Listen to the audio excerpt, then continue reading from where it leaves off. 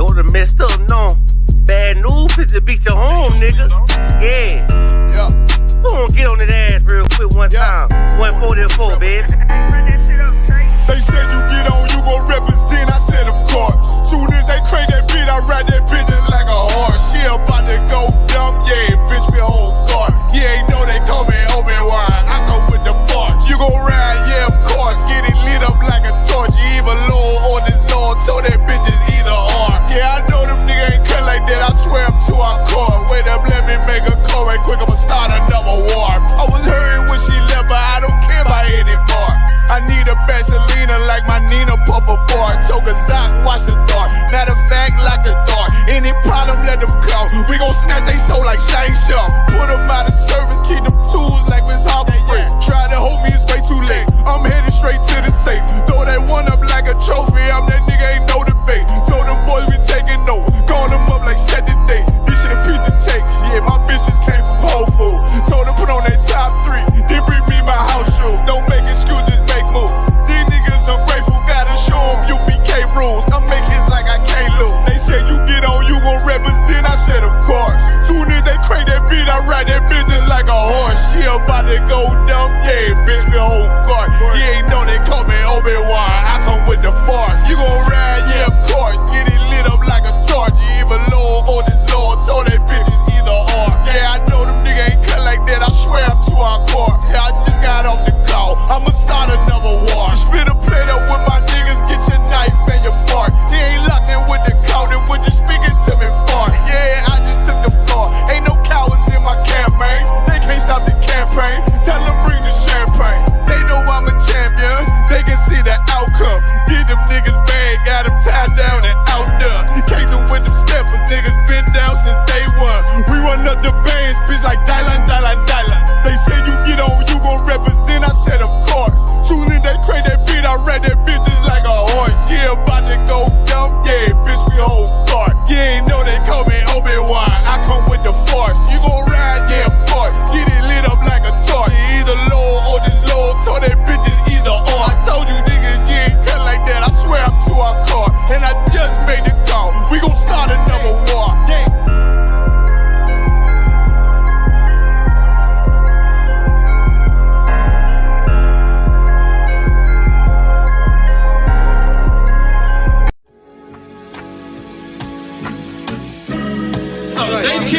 Give me Isaiah 14 and 21. They did the same thing to my people. So you said that they put millions of my people. Should a murderer go to jail for murdering? Absolutely. Should a thief go to jail when he steals? Absolutely. Should a robber pay back the money he robbed? Absolutely. So why shouldn't the white man pay for what he did? That's right. That's right. One day you'll see just how it feels.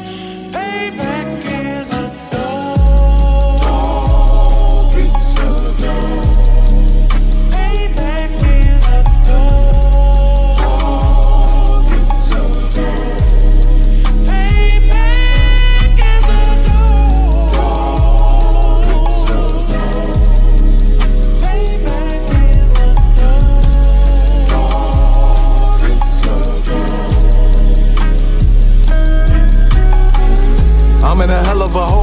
was never expected to grow. Just obstacle set in the road, that a result of me selling my soul.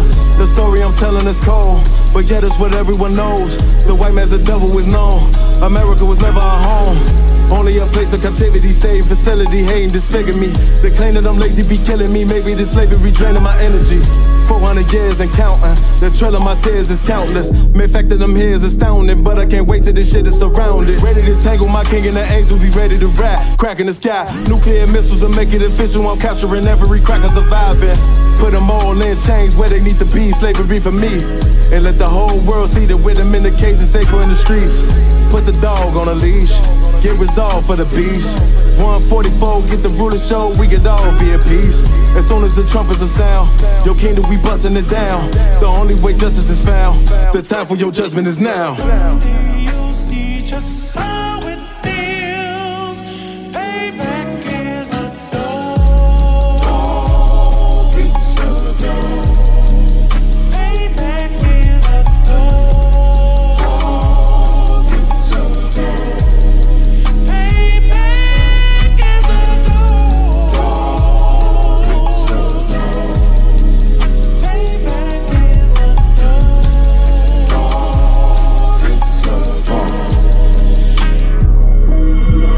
ain't no remorse in my blood slim. It won't be no compromise. Now it's time to feed the worms. Watch his body turn to flies. I clutch iron while you trust the lies.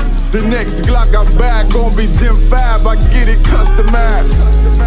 And sending shots off like farewell. Praying payback come back around like a carousel. Still remember your Honda's words ringing in my head like bells. Said you in this body, you fit a Lord, fuck the cartel. Triangle choke, apply pressure to the game like I did Vondale. Payback to bitch in a dress, she a bombshell. Revenge is served cold, I just hope they making oxtail. Glock fresh out the box, I swear it got that new car smell. Made myself a target in the world of mad shooters. Devils design fire for our babies to pass through it. In the day of our king's reign, I'll be overzealous. They bought my jealous, I bought brand new parabellums. Someday you'll see just how it feels. Payback is a dog. It's a dog. Payback is a dog. It's a dog. Payback is a dog. It's a dog. Payback is a dog. It's a dog.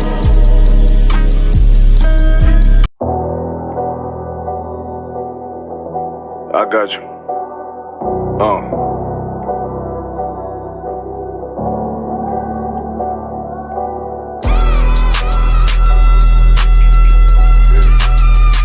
Let it ride real quick. Look. City eyes. It's time to vote God. My God, a real nigga. Cause he wasn't no flaw. Posted on the corner like a watchdog. Family secure, got that shot in the closet by the mob ball. Fuck what they heard, tell them it's all true. Be cautious, that foundation voltage and fall through. They gon' fall. Look, I keep this shit 50 times 2. Ain't no more heart in this game, I'm John Q. Colder than the avalanche, way above average. Revenge taste sweet, told him make me an apple crisp. Left us in the valley full of bones, this where hope found. Child become a man, dark sands get broke down. Riding through Evans to a mall quad. Telling me how them crackers turn his childhood to a ghost town. Poke a stop, nigga, I lay that game down. I feel his pain, cause nothing is the same now. Let my light shine like heaven through a rain cloud. Glock have a fit like my child, so tangent. Try to warn them niggas, we bear arms like tarantulas. Them other niggas rap, I make anthems. I really seen prophets under this banner. Made my enemies bow down on camera. Told my design I wanted black and white like a panda. I'm better than that nigga that sunk dirty Diana. Look, I move like a Brazilian, precious cargo. Spirit ancient, but I got a new semi-auto. Wave that bitch around like where's Waldo. Sleep if they won't, I cut through they Z's like I'm Zorro. Hate me for his name, so I gotta keep that steel clutch. Trust me, I'm not what you think. I squeeze till it click like Dorothy when the heels touch. The world got me dumb, I don't feel much. Ride around with Yaradon, just left the state bridge. Looking for a bitch better than Baby's kid. Remember I dropped Quiet Storm, I've been gone ever since. Still in the field, fuck them niggas on the fence, yeah.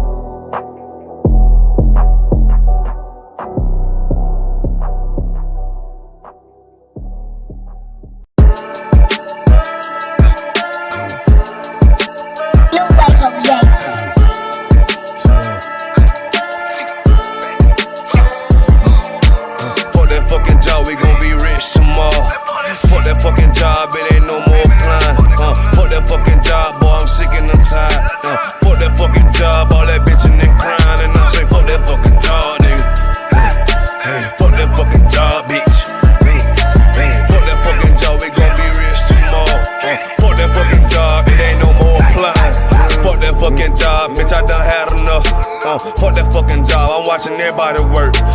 Fuck that fucking job, that little pay by the hour. Yeah, fuck that fucking job, my back hurting and I'm hungry. Yeah, fuck that fucking job, nigga, on soul. Yeah, caught between the two, get this money, go home. Yeah, all these people so, now these bitches they messy. First day I came in, I bossed up on the bosses. And they promise nigga this, promise nigga that. Want my ass to work and bring that paper back. Sharp, where you been? I been taking the shit.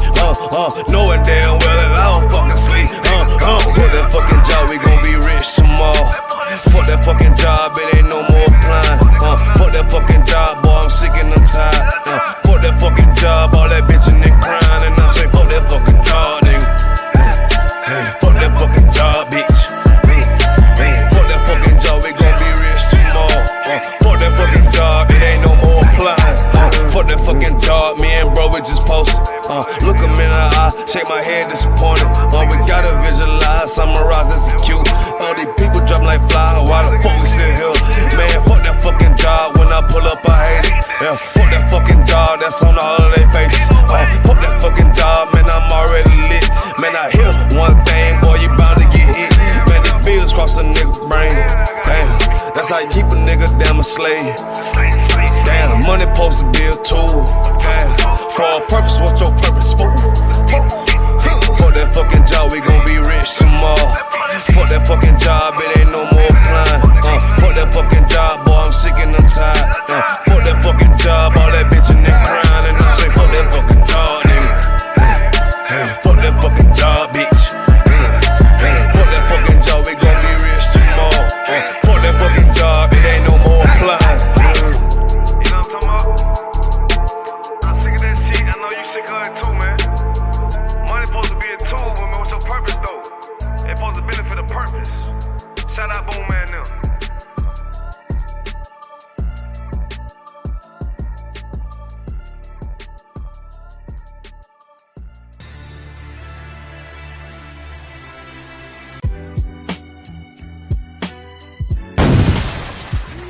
What we saying to you is biblical prophecy, but they telling you that the Bible, you know what I'm saying, is a comic book, right?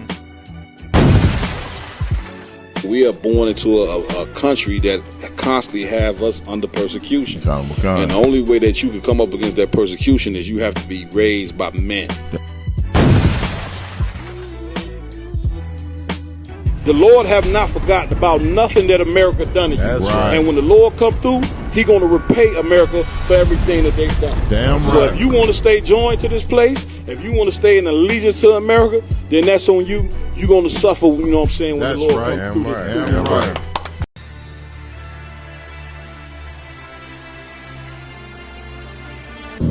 Shalom, Israel. I'm priest and officer.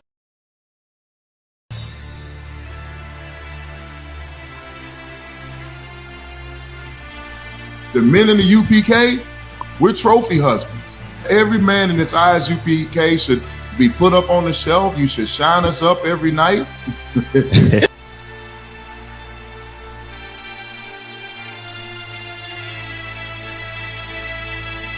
Even in the UK, in America, in order to thrive as a black leader, you have to have the white man as your daddy.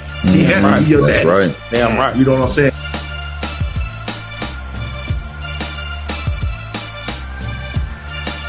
We need to get away from white people, because every time they choose to help us, they end up destroying us even more.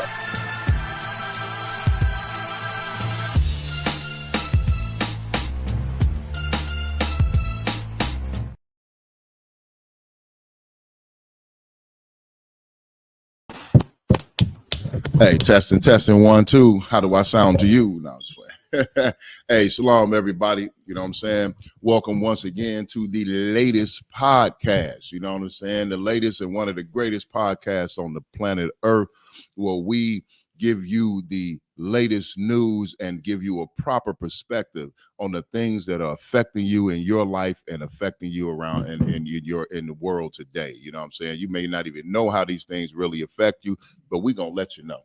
You know what I mean? I'm your host, your man with the 100 hands, Priest and Officer 1000 Mayab, joined by my mighty team. You know what I'm saying?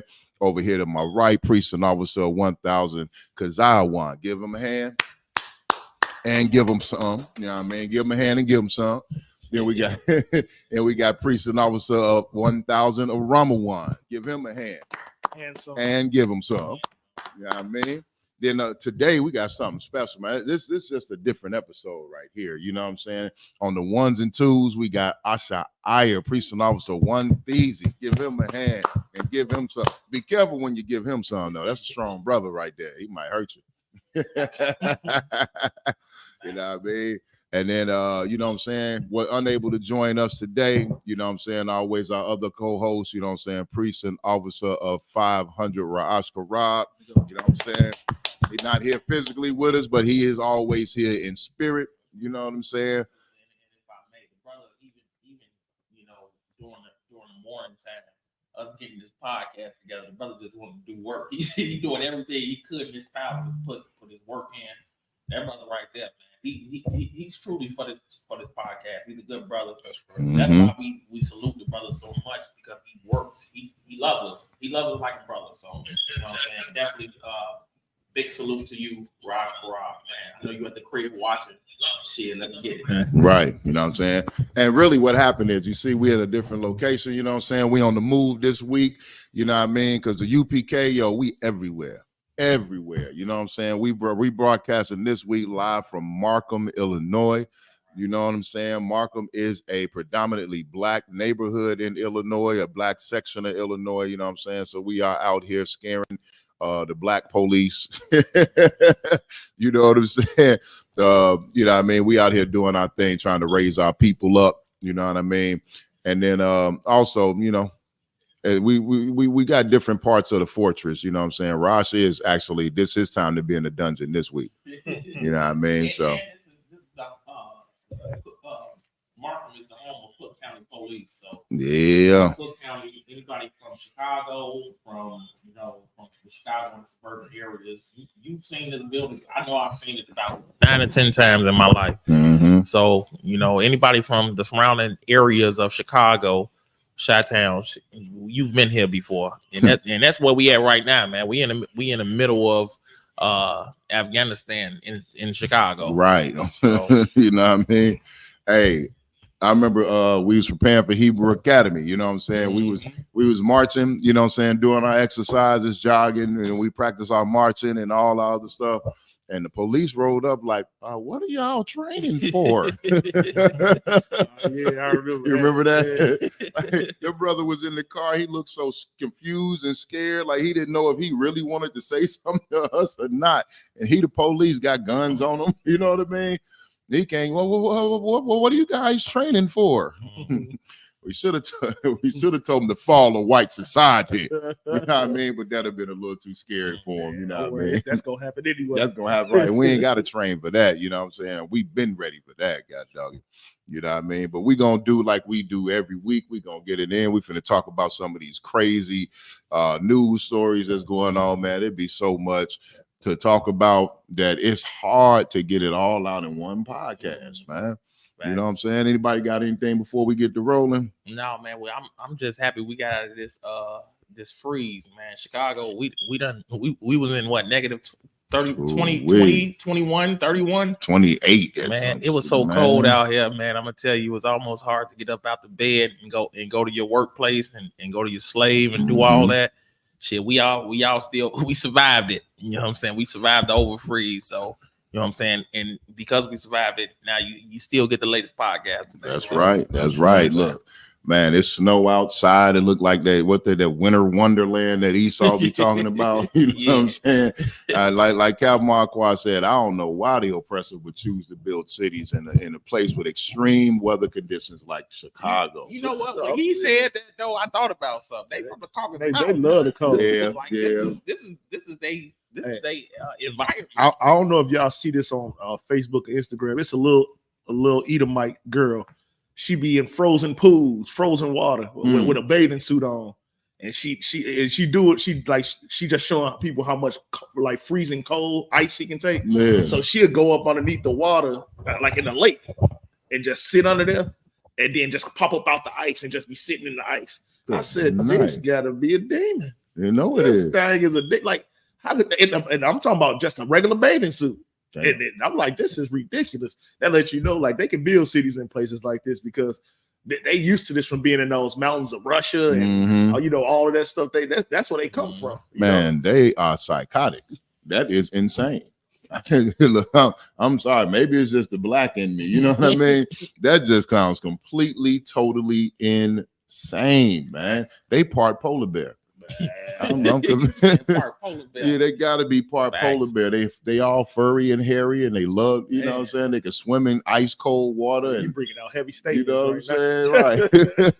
Right. We figured it out, y'all. Yeah, you know what I'm saying? Esau's a polar bear. Esau is he's a naked polar bear, a hairless polar bear. You know what I mean? Good night, man.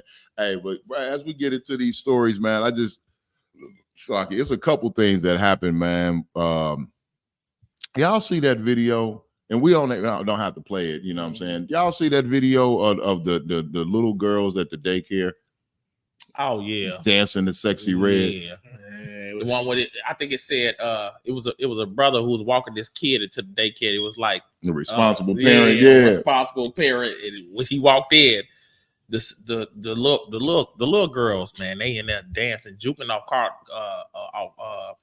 sexy red. Come on, hands on your knees. Mm-hmm. And here's the crazy part about that. He still let his kid go to the daycare. Good night. At the end of the day, he was like, well, I mean, as long as I ain't got to deal with it. Like that's why we're asleep when it comes to being fathers and mothers to our children. Because if you let your kid, if you see danger and you allow your kid to be involved in the danger that you see, you are a worthless father or a worthless mother. You definitely are. And we telling y'all to be good mothers and fathers. Right. We telling you to see that and then show them. We showing you. We trying to tell you to be good shepherds and not let your sheep go into the way of danger. And y'all hate us for it, but y'all love them. Right. They're the ones you want to be. You want your kid at look like they was 4, 5 years old, 6 years old, trying to twerk and talking about hands on your knees. And the thing about it is, one of the mothers was recording. You know what I mean, man? If that was my daughter, look, I can't say on live TV what I would do if that was my daughter. Sorry, if I may, just real quick, it just show you, like when you see stuff like that.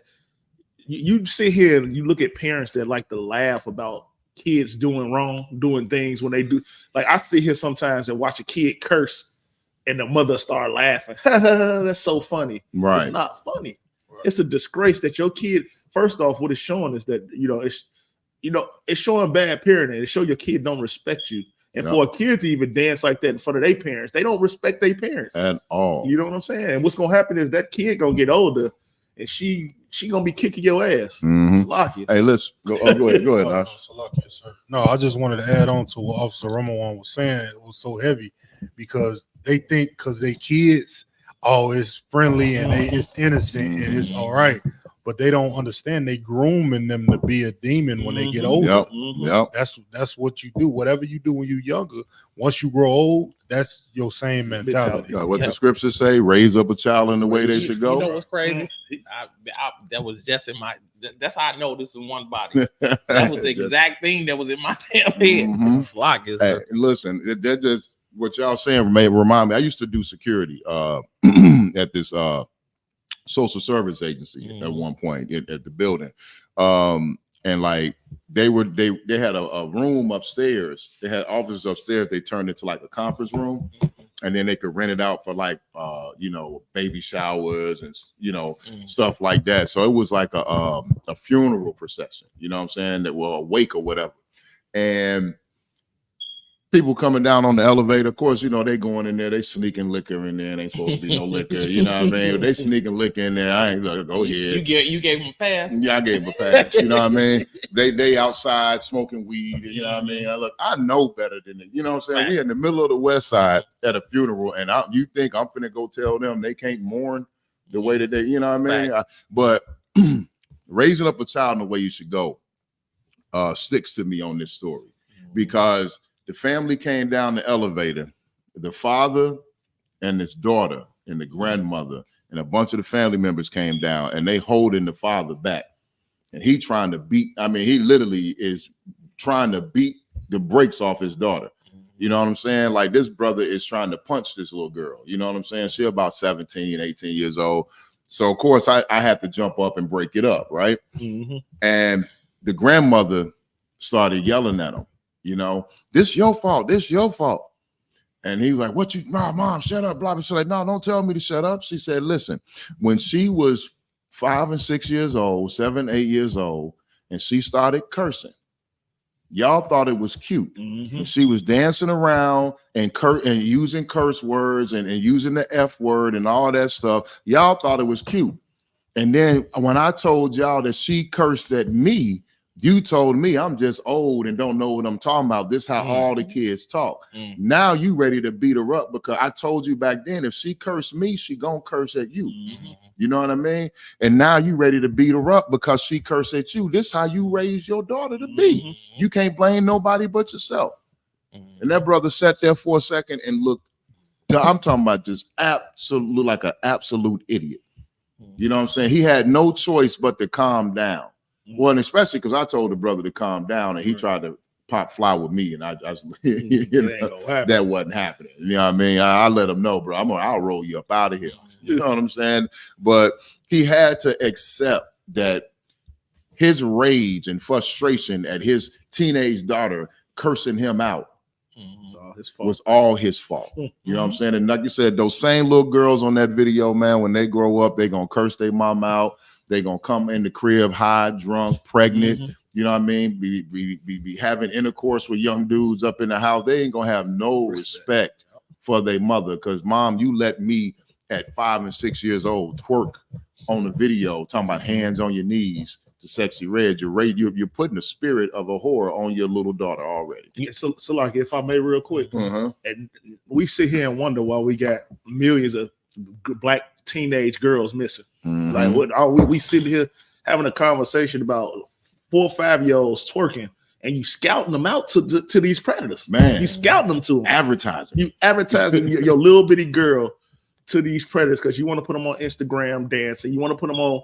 TikTok dancing, and they sitting there saying, "Oh, where you live at? In Georgia? Oh, okay, yeah, I stay in Georgia too. I'm buying that little thing right there." And it's just we don't even understand that what the penalty or the what are we doing? We cursing our children, right? And we're dooming them to either be killed or kidnapped, either or. You know what I'm saying? And the problem, if I may, go ahead. The problem of it is, you know, nobody's telling these young daughters that this is wrong, that this is not the thing you should be doing. Right, you know what I'm saying? Everybody is like they're excited about it. Like here's the difference between a mother and a father.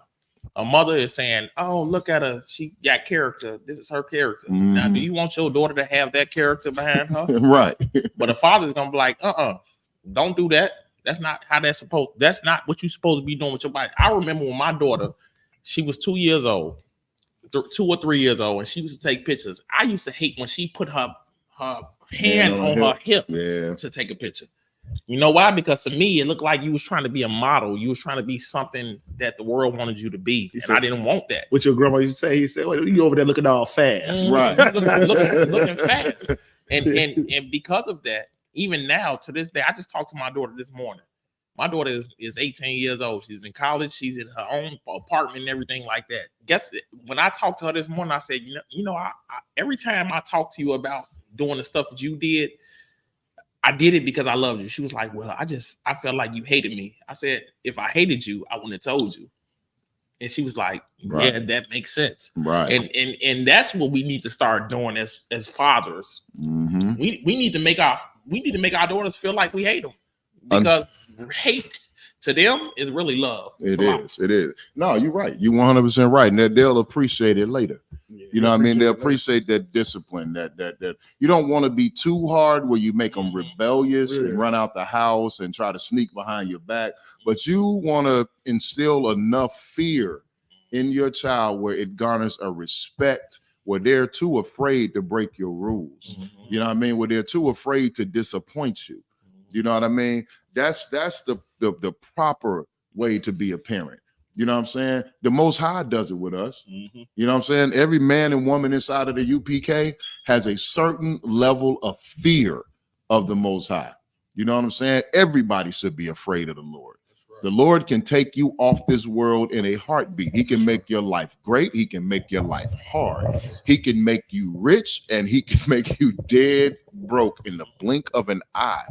You know what I'm saying? And that's how you're supposed to be with your kids. You know what I mean? Not letting them. I'm a grown man, and even when I was younger, I hated seeing little girls dancing like they grown. You know what I mean? Women get simple and they say it's cute. Right. Ain't nothing cute. Nothing ever has been cute about little bitty girls shaking their behind. That has always been disgusting to me. That has always been inappropriate. And if I ever talk to a woman and she let her daughter prance around and dance around like that, that courtship is over. Right. You know what I'm saying? That is denied access, extremely denied. Like you can hang that up, shorty. You know what I mean? But go ahead. I was gonna say we want a story. Yeah, let's get up on the stories. My bad. I just had to bring it up because that really disturbed me. If I could, real quick, make sure we like, sharing, subscribing to Facebook and YouTube, the latest podcast. That's right. Also TikTok. You know what I'm saying? Twitter, everything. Make sure y'all check us out. Damn right. Damn right. All right, let's get up these news stories. See what's going on in the world. I know y'all came for the news. Yeah, you know what I mean. Right. We got the first story. The news and the views. There we go. We got the first story on the latest podcast. News1.com. Mm-hmm. Sentencing delayed for Mississippi ex-cops who tortured and sexually assaulted 2 black men. Whoa, good night. Rewind. Rewind. Wow. Read that headline again. That's a heavy headline. Sentences delayed for Mississippi ex-cops who tortured and sexually assaulted 2 black men. Yo, I remember this story. And this story right here, man, I think I brought that up like every podcast, you know what I mean, for like three shows, or for, you know what I mean? Because these cops tortured and sexually assaulted these brothers. You know what I'm saying? Because they chose to live in the house with a white woman. You know what I'm saying? And now they delayed the sentencing for these cats. They delaying justice for these cops. It was 6 cops with 2 brothers. You know what I'm saying? That sounds like a prison horror movie right there. You know what I'm saying? They done locked little Ray up in the corner with the Klan. You know what I'm saying? The white supremacist skinhead. Right. You know what I mean? LGBT guys in jail. You know what I mean? You want to read some more on it. Sentencing for former police officers who tortured and sexually assaulted 2 black men has been postponed for the second time. For the second time? Like, what's the holdup? Now, you better believe if it was 6 black cops and they did that to 2 so-called white men, they would have thrown them brothers under the jail months the first time around. It wouldn't have been no sentencing delay. It wouldn't have been no hold up in the trial. There wouldn't be no bargaining on the sentence and nothing like that. They'd have threw them brothers underneath the jail with big nasty Nate off of half baked. You know what I'm saying? Big worm in them. You know what I mean? They'd have threw them in there with every deviant they could imagine. You know what I'm saying? To destroy these brothers. You know what I mean? But because it's 6 white cops who severely violated 2 black men that way, they're going to hold up the sentencing. Well, maybe we need to reconsider what we're doing here. You know what I mean? Because those 2 brothers violated an age-old rule in America that we need to stop doing. Leave they women alone. Right. You know what I mean? That's the point. Like black women, Black and Hispanic women and Native American women are the most beautiful women on this entire planet. Damn right. It don't get no better than a sister. Right. Why you want to go after something that smelled like a wet dog when it come out the shower? Did you really love your pets that much when you was growing up? You know what I'm saying? Right. They did. You that black dude that let his dog kiss him in the mouth. And now you done got it made it a habit, and now you going and kissing the dog in the mouth. You know what I mean? Good night. Man, that's just come on, y'all. It's a lot. If I may, it's Go just so sad we still talking about stuff like, you know, it's a ex-cop who tortured and sexually assaulted 2 black men. Like this ain't, we ain't talking about, you know what I'm saying? It's tell you how far away from racism people think we right at equality. We ain't nowhere near at all. Like this right here is telling you an ex-cop tortured and if an ex-cop did this, that lets you know one thing. They let you know this is a culture that's going on in police stations everywhere. This is a culture. If somebody doing this, torturing and sexually assaulting a black man, they've been doing that. This ain't nothing. This ain't just something he just learned. This is a learned behavior. This is something that he learned in the culture of being a police officer. That's why it was so important that they put ex-cop on there. They put ex-cop because they want to try to diffuse it away from the actual police officer because they know that cop that it's gonna come up that he was a cop. So they say he was an ex-cop. Well, no, it's like if I could, they're calling them an ex-cop because the police force let them go. They were cops when they did this. That's what I was gonna say. Yeah, they were actually cops at the time. When they did this to the brother. That's the story where they the 2 brothers were living with the white woman. They bust in, they raided the house, they handcuffed the brothers, they beat them up.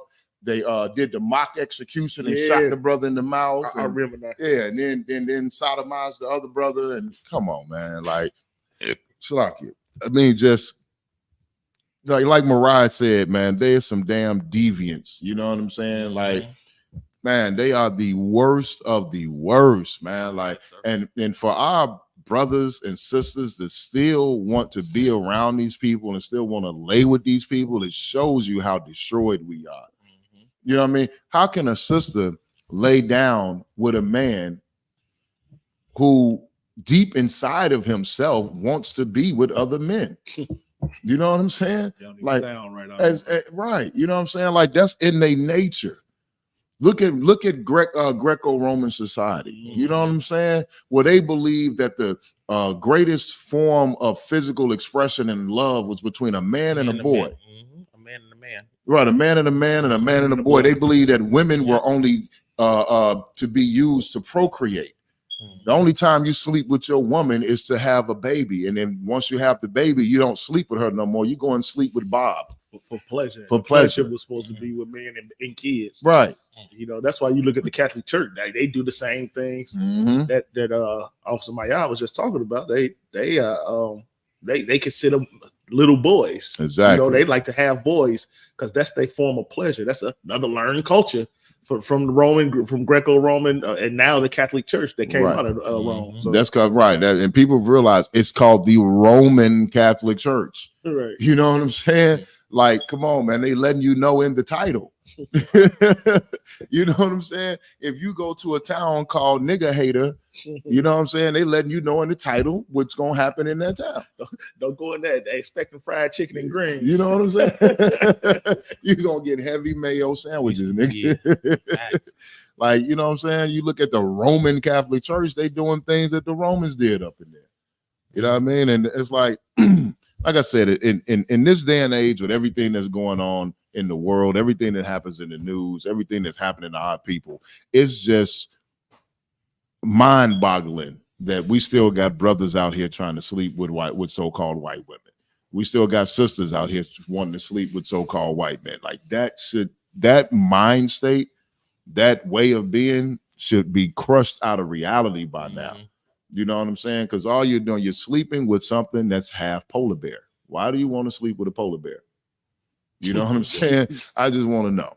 If I may, I don't want like the problem ain't the picking or the choosing or where you're going with picking who you want. The problem is, do you have enough respect for the people that you live amongst, like Blacks, Hispanics, North American Indians, to want to take them on as your family? Right. Like women don't want a husband from a black man no more. They don't want a Hispanic man no more. They don't want none. They want somebody who can show them that they have a financial gain somewhere.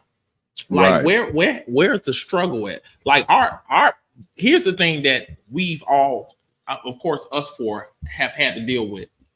No matter what the situation is, we still have to love who we with, our brothers, our sisters. We have to love that no matter what they have, no matter what they got. Mm-hmm. You know what I'm saying? Anything like that. And I think women in our time and age right now, they don't care about us just having the love for them enough to just, you know, have security. Right. And that's or that thing. But I mean, at the end of the day, if you want to run to somebody who got a whole lot of bread, Lord be with you, because you're gonna end up like Diddy's women. Hey, right. You're gonna end up beating look, we always tell you, look, you're gonna end up somewhere in somebody's basement, you know what I'm saying, handcuffed to the radiator. You know what I mean? Getting tortured 12 ways from Tuesday. You know what I'm saying? Like, go ahead. Man, what's heavy what you're saying, Officer Kazari one, is our people in general has become materialistic being in this kingdom. It's basically, you know what I'm saying? And we value what you can buy or what you can obtain more than your spirit. You know what I'm saying?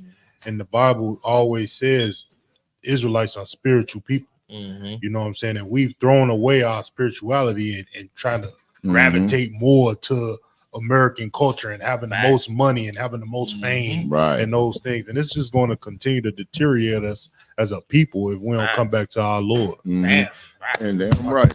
Hey, and here's the thing. Them brothers got beaten, tortured, mock executed, and sexually assaulted by 6 cops. All because of their love for white women. Right. All because of their love for the oppressor. If those brothers never stayed at that woman's house, if they never befriended her, they never tried to date her, they never tried to sleep with her, them brothers would have not gone through that. Right. You know what I'm saying? That torture. The brother got shot in the mouth. You got shot in the mouth over something that smells like a dog when it's wet. We ain't like you said what? Reminds me of something. And they're okay. Oh, there you go. Oh my goodness. I was gonna say the same thing. Which even goes into what I was gonna say. For over 400 years, we've been the same. Like we've been getting killed for white women. Like I don't understand why we ain't learned that white women is our demise, and we still want to run to them. Like we've been slavery. That white women was lying on us in slavery, getting us hung in the 60s, in the 50s and 40s, and they was hanging us for white women. Right. You know what I'm saying? So and now you see Martin Luther King. He dared to die for a white woman because he loved white women so bad. If I may, Black Wall Street was destroyed because of white women. The lie and tears of a white woman. I mean, Emmett Till was mutilated because of the lies and tears of a white woman. Rosewood, Seneca Village. You can go on and on and on and on.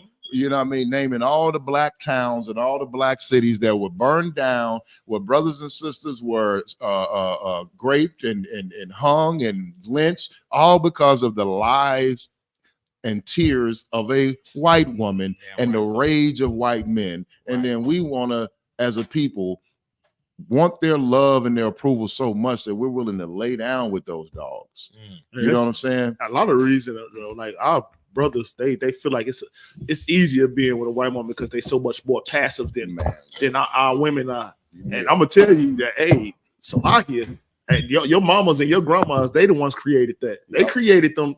Your sister that's out here that got a mouth on her. They came from that. Thank your mama and your grandma for that. Right. They the one allowed that woman, our mothers and grandmothers allowed them women to grow up. And we can't even blame it all on them because, of course, our fathers was in jail. Our father was murdered, in the 90s, 80s, 90s. Our fathers went in the household. So now we got monsters. We got a bunch of monsters in the house. But what we can't do is we can't run away from the monsters that our people created in such that since the fathers wasn't there, mothers didn't have that they weren't able to raise that daughter to not have a mouth. They only knew what they knew. You know what I'm saying? Yeah. So we can't run away from that. As men, we gotta take it head on and say, hey, look, we taking our black women back, our black women, our Hispanic women back. They got mouths on them, but they beautiful. They the most beautiful. Hey, black and Hispanic women are the most beautiful women in the entire earth. Like, how do I know that? Because the oppressor wants you too. Yeah, we ain't the only ones want you. They want you. They really right. And if I may, you gotta remember that from the beginning, this is a war. Satan. God said that it was gonna be it was gonna be a beef between women in the oppressor Mhm. in the Garden of Eden. You know what I'm Yep. saying? Because of her mentality and her mind state. Mhm. Now it's our war though.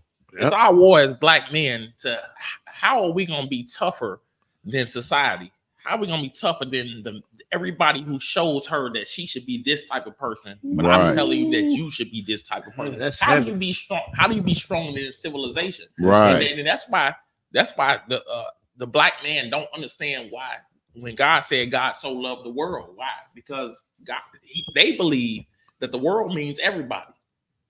They believe the world means everybody. But to me, the world means my world. That's right. This is the world that I live in, right? That's right. Now, how do I fix my world? Right. How do I fix my woman? How do I fix my kids? How do I fix my children? How do I fix what goes on in my life? Mm-hmm. This is my world, right? Listen, if you scared of that monster, you just a coward, You're a period. coward. You know what I mean? In the UPK, we stand up to every monster on the earth. We stand up to the white monster. We stand up to the yellow monster. We stand up to the brown monster, the red monster, and we stand up to that female monster. You know what I'm saying? We are not cowards in here. We are not afraid to tell our women, sister, you got to behave better. It's time for you to grow up and mature. That our people as a whole, it's time for us to grow up and mature. It's time for us to leave the childish things behind. Letting your kids twerk at 8, 9, 10, 12, 17, 18 years, whatever you're 30. Old, 30 years old. You shouldn't be out here. I never thought I would say it. I know we off course.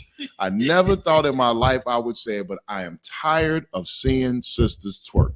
Man, I'm tired of it. Every time I go on social media, every time I go on Facebook, they twerking in the swimming pool. It look like they booty stink. It do. To me, It I don't do. know. When you twerk, it look like your ass stink. I'm sure that flapping that shit around. Yeah, and then they gonna drag their box on the floor, all on the floor. You know what I mean? I don't want no splinters. You know what I mean? What the hell? They actually got a song called "Scrub the Ground." Yeah, scrub the ground, right? Yeah, you go ahead and scrub the ground, splinter box. You know what I mean? Right, yo, master splinter. Yeah, I mean, you got floor wax and splinters in your box. Come on, man. Like, twerk. That is just. I want to just bring out a point that Keziah K was on earlier when he's talking about how much this is a war. You know what I'm saying? And this is how you know the Bible is the greatest book ever wrote for Black, Hispanic, and Native Indian people. The Bible tells you what happens in the war. What happens in the war in the Bible? When they get rid of you, what do? They take the women. They take all your women. Yep. And they bring them with them. Yep. What they doing right now? The reason they able to win this war because they have all women. Yeah, they took us out the picture in the 80s and in the 90s by putting us in jail. Well, I mean, even more in the 80s, the 90s when they started incarcerating us at the heaviest rates of American history. Big facts. That's when they started taking us out of the picture. So they started winning the war by how? By detaining us. They detained the black man. Yep. And then what do? They took trophies. They trophies was our women and our kids. You know what I'm saying? Yeah. And that's how they was able to destroy us. This is a spiritual war this is a spiritual war. The only way we can get out of this spiritual war is the men that's now we ain't locked up. We righteous. We doing the right thing. They can't lock us up. Damn right. You know what? Because when they pull us over, we ain't gonna sit here with a phone in our hand talking about yeah, we know the law. We out there, we know that we got we ain't doing it. Yes, sir. Yeah. Oh, you taking me to jail? All right, cool. No sweat. Right. No sweat. We get to the joint, we say, Sluggy. Yeah, triple thumb, sir. Yeah, they locked me up for no reason. I just, and that's how we handle it. We don't have to argue with police and get locked up. Right. But we understand in the IHBK that a man in jail and incarcerated and detained ain't a man that can save other people. You know what I'm saying? So right. Hey, no, that's a heavy point. And like you said, you know what I mean? We are at war. That's the one thing our people need to remember. This is a war. This war has been going on for over 400 years in this country alone. Just in this country, on this continent alone, it's been almost 500-year war. You know what I mean? 500, right. And it actually is an ancient war that happened back with our ancestors that has continued on to this day. And guess what? For the last almost 500 years, we have been losing. You know what I'm saying? And like you said, they waged the war on us. They defeated they have successfully defeated the black man with the help of the black woman. Right. And then the spoils of war are black women and black children. Yeah, right. You got our sisters out here so mixed up, they think that their body is the only thing going for them.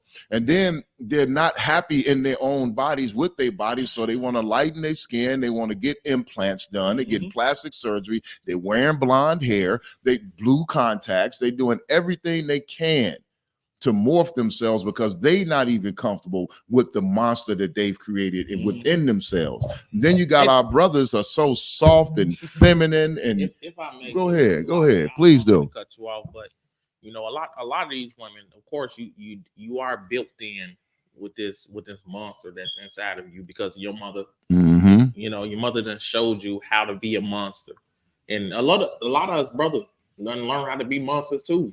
From facts. Yep. My mother, this is not a fatherly thing, but this is just showing you how much it's so important for, you know, a father to be in the household with his son and with his daughter and show them some type of rules and legible things to be able to grow up with. We haven't had that. Right. Now I'm gonna tell you something. I'm gonna tell you something that's real true. Because of Commander Juliana, you got 1, 2, 3, 4. You got 4 men, 5. I'm Raj. I ain't gonna never leave you out. Raj, you got 5 men that will show you how to live life and deal with life and be a perfect father or a perfect parent to your people. Right. You know what I'm saying? And it just stems down. And Commander Juliana has done that for us. He's done it to himself. Where he had to sacrifice, and then because of, you know, Officer Mayad and now us, we have a structure. We have a place where you can build a family off of. Now you wouldn't have had that if it wasn't for him. Salaka. And listen, and here's the thing, you know what I mean? We go hard on Black people, Hispanic people, and Native American people. You know what I mean? It ain't just a brother or sister thing, a man or a woman thing. Listen, we know that it's not 100% your fault, but don't stop us from placing the blame where it belongs. You know what I mean? When we say the white man is the devil that the Bible speaks of, he's the author of all mischief. He is the reason that we are in the situation that we're in now. You tell us, man, why y'all still blaming the white man? Oh, should I blame you, brother? You don't want us to blame you, so we can't blame you. We can't blame the sisters. We can't blame the white man. You know what I'm saying? It's like, you know what? You brought that up, and it just always sparks something in my soul. That our brother still said, "You still blaming the white man?" Right? Who the hell am I supposed to blame? Exactly. Don't you still? I mean, ask the brothers, the Jews, the so-called Jewish, if they still blame Hitler, because I guarantee they do. Because soon as you bring up, if I told you, and I can't even say it because they might shut us all the way down. But if I said I agree to everything Hitler did, I agree with it. I think he did the right thing. The Jews will be at my door, and I'll be had to call Commander. Jerry Hunter might say you should have did that one. Right.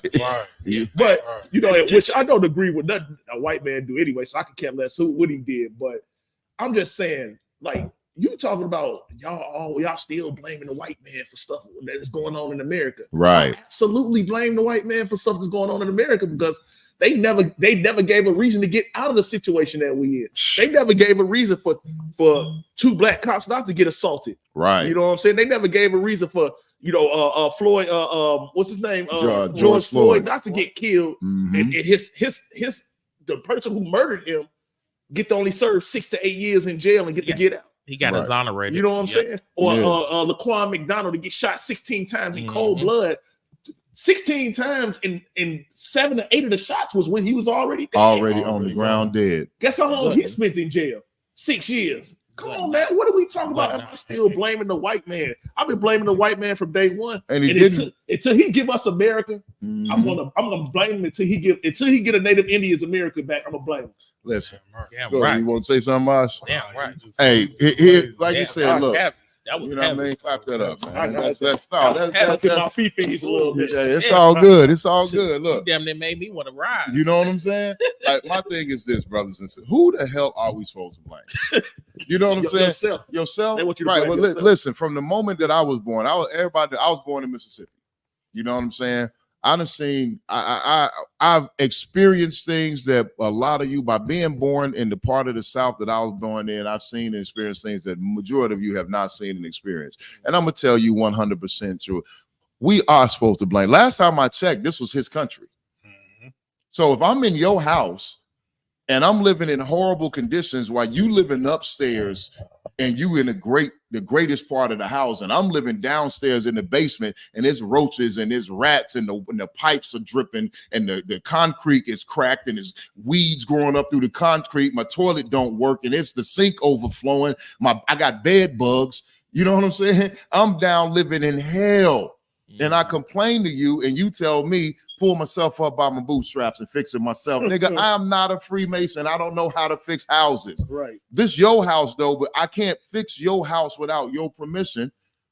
You know what I'm saying? Right. But you tell me to fix it, handle it myself. Figure it out. Figure it out. I'm going to blame the owner of the house for these horrible conditions I'm living in. You know what I'm saying? I'm not going to blame myself. If I moved into the house and it's a piece of crap, you know, and you promised me that you would fix it up one day, and one day never comes, I'm knocking on your bedroom door. And it's like it.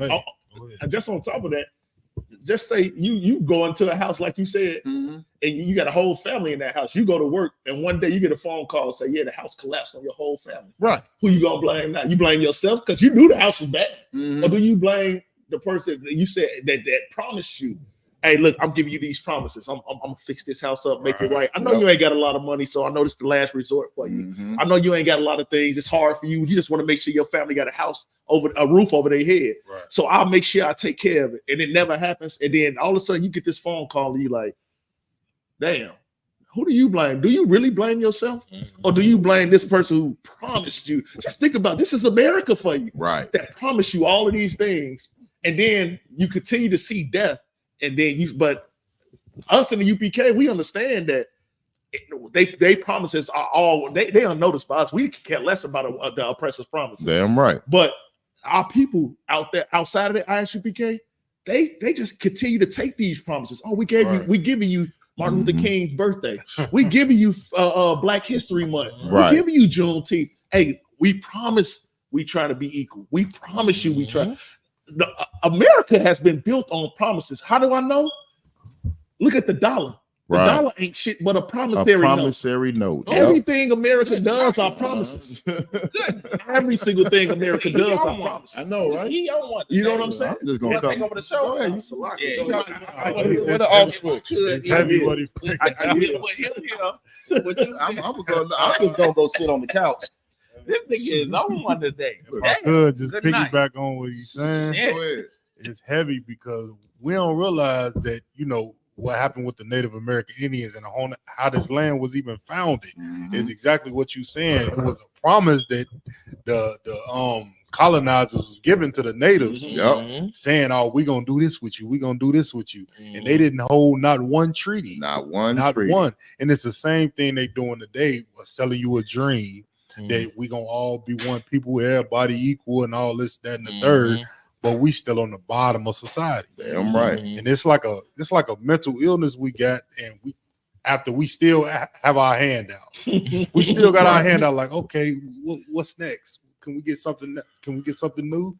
Like, we got to get out of that mentality, and we got to become grown men and grown women. Yes, we do. It's that time. I don't give a damn if you 45, 35, how old you are. If you in the mind that America is your father and America is going to lead you to prosperity, you are a child. Yes, because you don't realize the wickedness that this place is upkeeping. Right. You know? And look, you're not only a child, you're a foolish child. You're a delusional child. Right. How long? Listen, man. You ain't got to keep punching me in the face before I realize that you don't mean me no good. You know what I'm saying? How many times as Black people do we have to get? Yeah, I got it.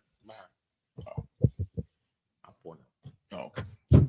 How many times do we got to realize that these people don't ever intend to give us an equal shot, to put us on equal footing, to put us on equal ground? They have no good intentions for us at all. We killing each other for promissory notes. For promissory notes. We killing each other for promissory notes in the hood. And on Old Block, you die for a piece of paper that says, I promise I'll give you this $1. Right. I promise you I'll give you $1 in gold, and you ain't even got it. You ain't even got it. And you just killed your cousin's baby daddy or your cousin's baby mama, whatever it is, over a damn piece of paper. Or like in the case with these brothers in this story, you know what I mean? You got yourself tortured and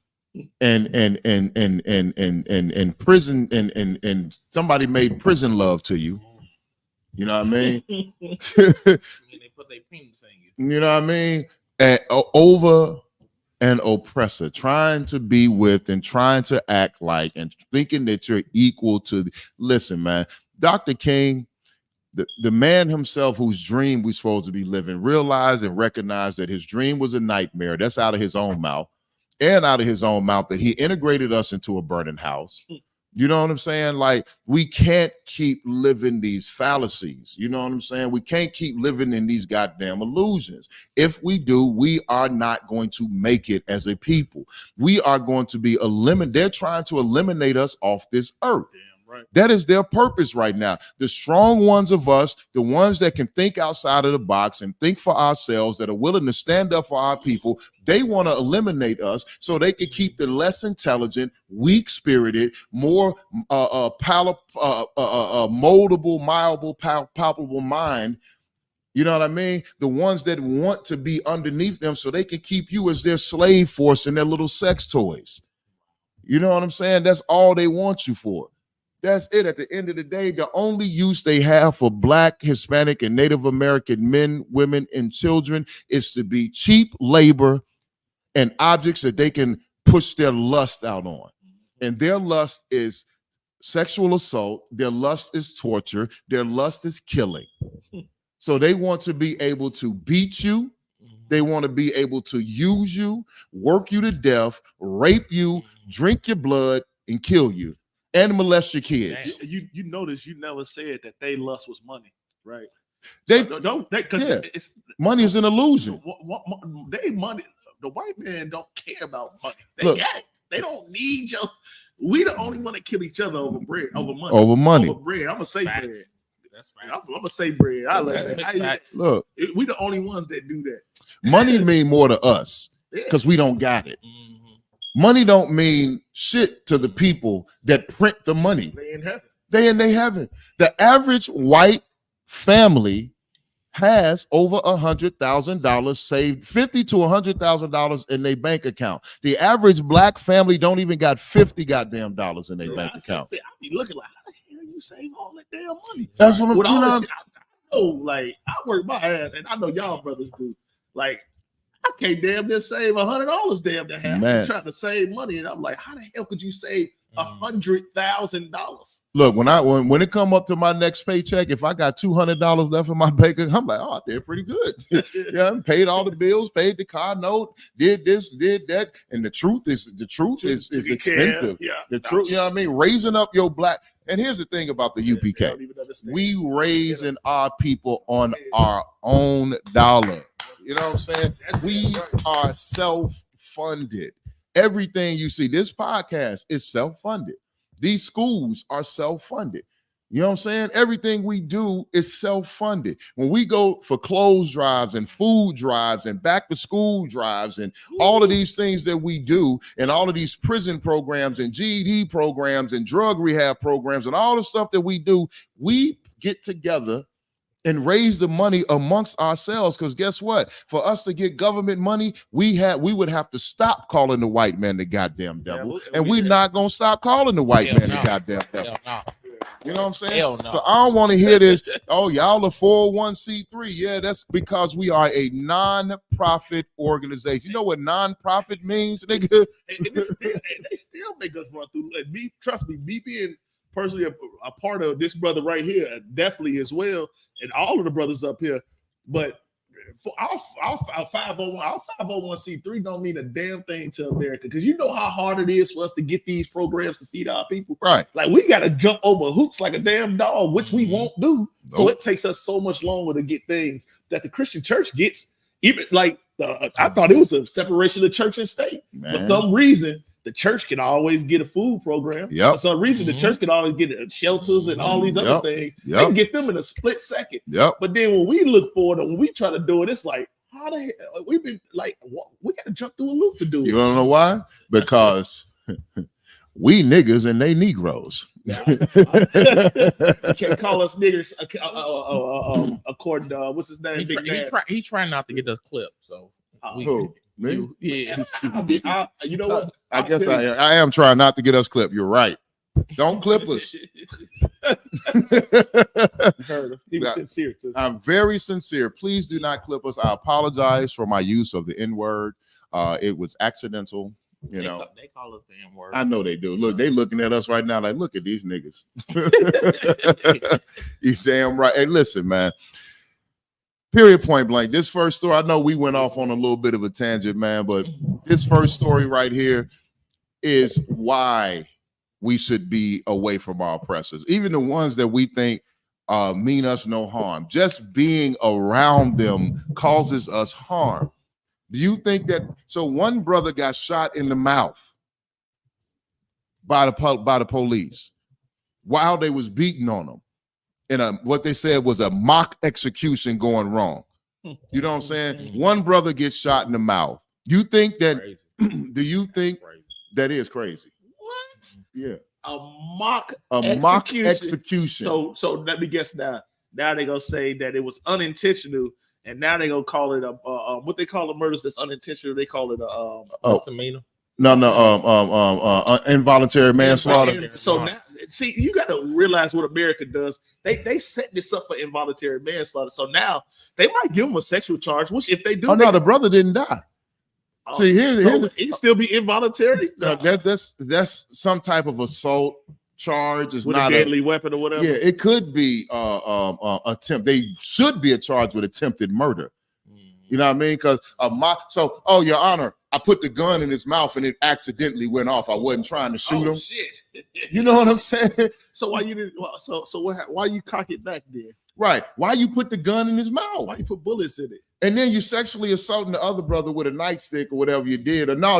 I think they said it was sex toys or something. And the Edomite woman had. They jammed they jammed the John up the John. You know what I mean? So it's like, yo, man, like, what in the world? And now just the second time they've delayed sentencing.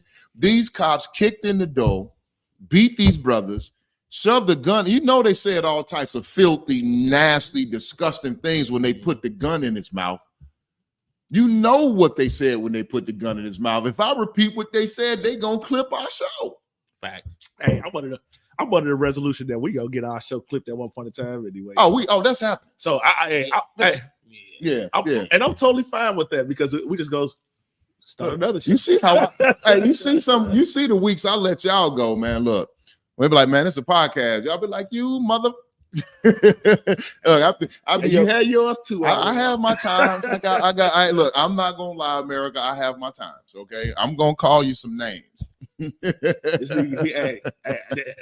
can say, well, hey, so also by y'all will roast a brother for the whole show, and we gotta tap him on the leg. So I'm like, oh, you eating him up too bad. We don't have to. We forget we on the show. We ate up a ham like that one day. Oh, that Hamite. I say, man, I had to tap him on the leg a little bit. So, man, I scared away all our hecklers. Man, I'm trying to get better about that. Yeah, come. If I could, I want our hecklers back. Go ahead.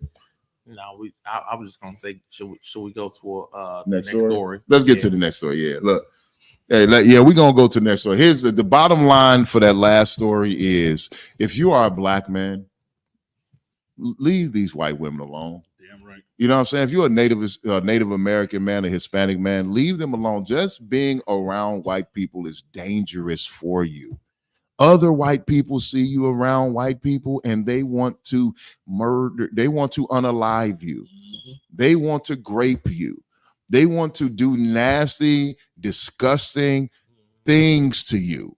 You know what I'm saying? So your best interest, if you are black, Hispanic, or Native American, is to separate from them. Don't go to their house for dinner. You know what I'm saying? Right. Don't try to spend the night. None of that. Just leave them alone. That's Officer Mayad's life-giving survival advice to you.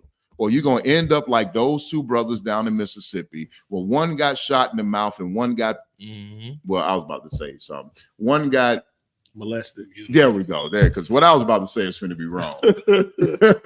Thank you. You're welcome. You're welcome. See, I got, there we go. One got shot. No, I wasn't going to say sodomized. I know you ain't going to say that.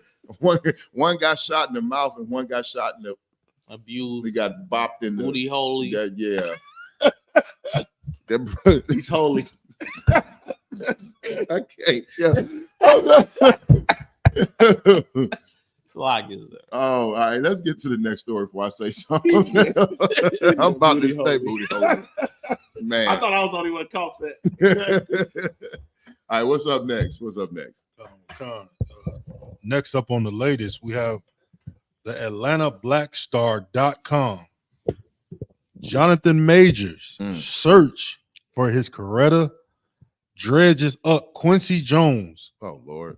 Past statements on black men marrying white women as an act of freedom and revolution. Oh, what? Oh, you know what? We just talked about this. What are we talking about? Man, read the article because I'm about to get us kicked off the air right now. Let's read some of this article on our dear brother Jonathan. Brother Jonathan, how are you? You're looking for Coretta? He's looking for Coretta. Yeah. I want to hear the story. Yeah, let's hear the story of him looking for his Coretta. As the drama surrounding Jonathan Majors and the assault of his ex-girlfriend, Grace Jabari, continues to take social media and airwaves by a storm, a conversations Major had with Jabari discussing his importance of black culture and asking her to sacrifice for him like Coretta Scott King and Michelle Obama has become center of discussion. Man, speaking of reasons why you don't date Edomite women, Jonathan Majors, Mariah Yala said Quincy Jones is LGBTQ. Hey, man, listen. Speaking of reasons that you don't go out on the bar, that you don't date hairless dogs, hairless polar bears, you know what I'm saying? Jonathan Majors is another example of black men going after strange flesh, as they call it in the Bible, and ended up in this brother was a rising star. The Most High will do some things to you when you're out of order. He thought he was cool. You know, don't think, you think because you don't get punished right now that the Most High agrees with your sin and that you're not going to get punished. Jonathan Majors was probably right now the fastest rising black actor in Hollywood. The brother did the Lovecraft Country. He was just in Creed. He was about to be the Kane the Conqueror. He's about to be the big bad. Yeah, he's the next Thanos. Yeah, he's Thanos. He was better than Thanos. You know what I'm saying? Kane the Conqueror, dog. I'm younger than Marvel. Yeah, I'm a comic book. I used to be a comic book addict. You know what I mean? So that's what I'm saying. Like, this brother was about to be the new Thanos in the Marvel series. Like, dude, you was finna be in every movie. If they not in every movie, they mentioning you. They're gonna have flashbacks to you. This brother's bag was about to be gigantic, and he lost it all. He lost it all because he loved the hairless polar bear. Salaki, you know the sad part about it. You know he ain't with that. Ain't even with that bear no more. Yeah, he with that Megan Good. I don't know. It's something about her. She look like she cry a lot. She look like a whiny motherfucker. You said she cried. If she wasn't with the brother, of course I can. I said it. I ain't a part of that. So of course, I can't know more than me. So Megan Good is she eat him up. No. Oh no, that's a sister. Oh yeah. Nah, Megan. No, you can't. Yeah, she ugly right now. She ugly because she with her brother. Let me tell you, Megan ain't never been ugly ever. No, I'm saying she ugly because she with her brother right now. Yeah, she married. She married. Don't know she married. You know what I mean? But look, man. Get a chance with my yard. Hey, you already know. I'm trying to what they put in this cup. Already know. I'm about to ask for some more. Hey, don't put no more in that cup. Hey, right. Just put it in this cup when I finish with it. Maybe if I change cups, it might change the mood. Hey, so like I just realized how important Raj is to this show. Hey, hey Raj would have texted all of us right now, like, Salaki, keep it going. Keep it going. Right. Look, Ash over there like, these niggas is on fire. Ash would have been kicking us under the table. And, right, we'd have gotten in the group chat. Hey, Salaki, sir, hour and 33 minutes. Right, next story, sir. I don't want, if you could. Yeah, shout out to Raj Karab, man. Hey, but Jonathan Majors, I'm going to give you some of the best advice I can give you. If you want to find a Coretta Scott King, if you want to find a Betty Shabazz, if you want to find a Michelle Obama, make sure that she looks like your mama. You will not find that in the cold blue eyes of a White Walker. Okay?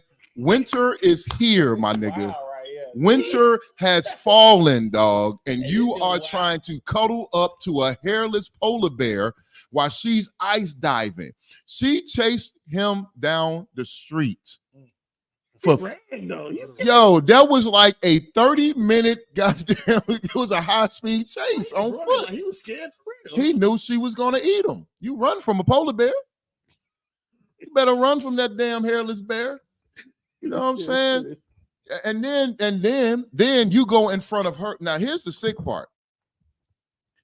She attacked him. The driver of the limo said that the whole incident was her fault and she was the aggressor. She attacked him. We know that. Right. And then we see the video where she chased him for like 37 blocks. The brother, you know, it got so good to her. She got a stride with it. He looking like a runaway slave. That nigga didn't know that bitch ran cross country. You know what I'm saying? I ran cross country in high school. I could catch your Yo, that brother. He said, you might can run faster, but I can run longer. Right. I'm gonna catch you. She was like, oh, he's gonna tire her out eventually. You know what I'm saying? Then you got to go in front of her people to plead your case, and her people found your black ass guilty. Ruined your career.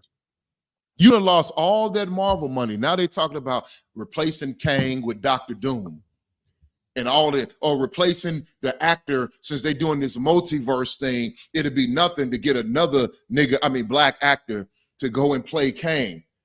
That bag that Jonathan Majors was finna get, you know what I'm saying, is out the window. It's gone. Yeah. All because you wanted to be like Dr. Martin Luther King.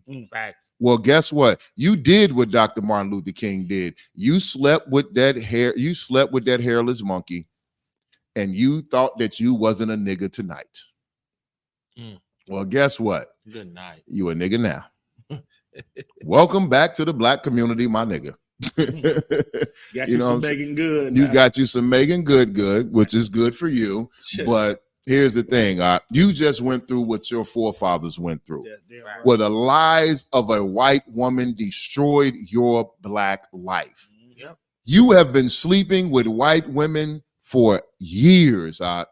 Now you went and got a black woman because of this court case.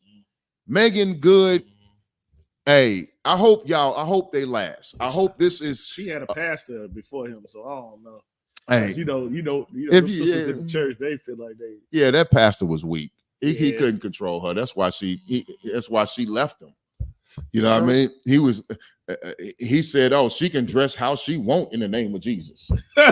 I don't think Jesus wants your woman with her titties out. You know what I'm saying?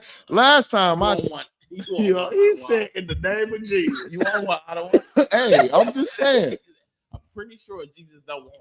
Yeah, I'm sure Christ wanted her to cover all that ass up. And not only that, it's the point of like we as brothers don't want to like. We don't want to see you like spiritually. Right. In my mind, I like Megan Good was always somebody I liked back in the day. Yeah. But if she would have like me in the truth now, like if she was somebody, I don't want to see you like that. Like, I really don't, because What it does is that's unbrotherly. What it is unbrotherly. It's drawing really a is. demon out of brothers that shouldn't be seeing you that way. Damn so right. the way you dress, this is a public service announcement. I don't care. Sisters, you gotta watch how the hell you dress. If you ain't looking for the attention, don't give the attention. Don't dress like a straight up whore and then sit here and say, why he so thirsty? You know what though? What the fuck?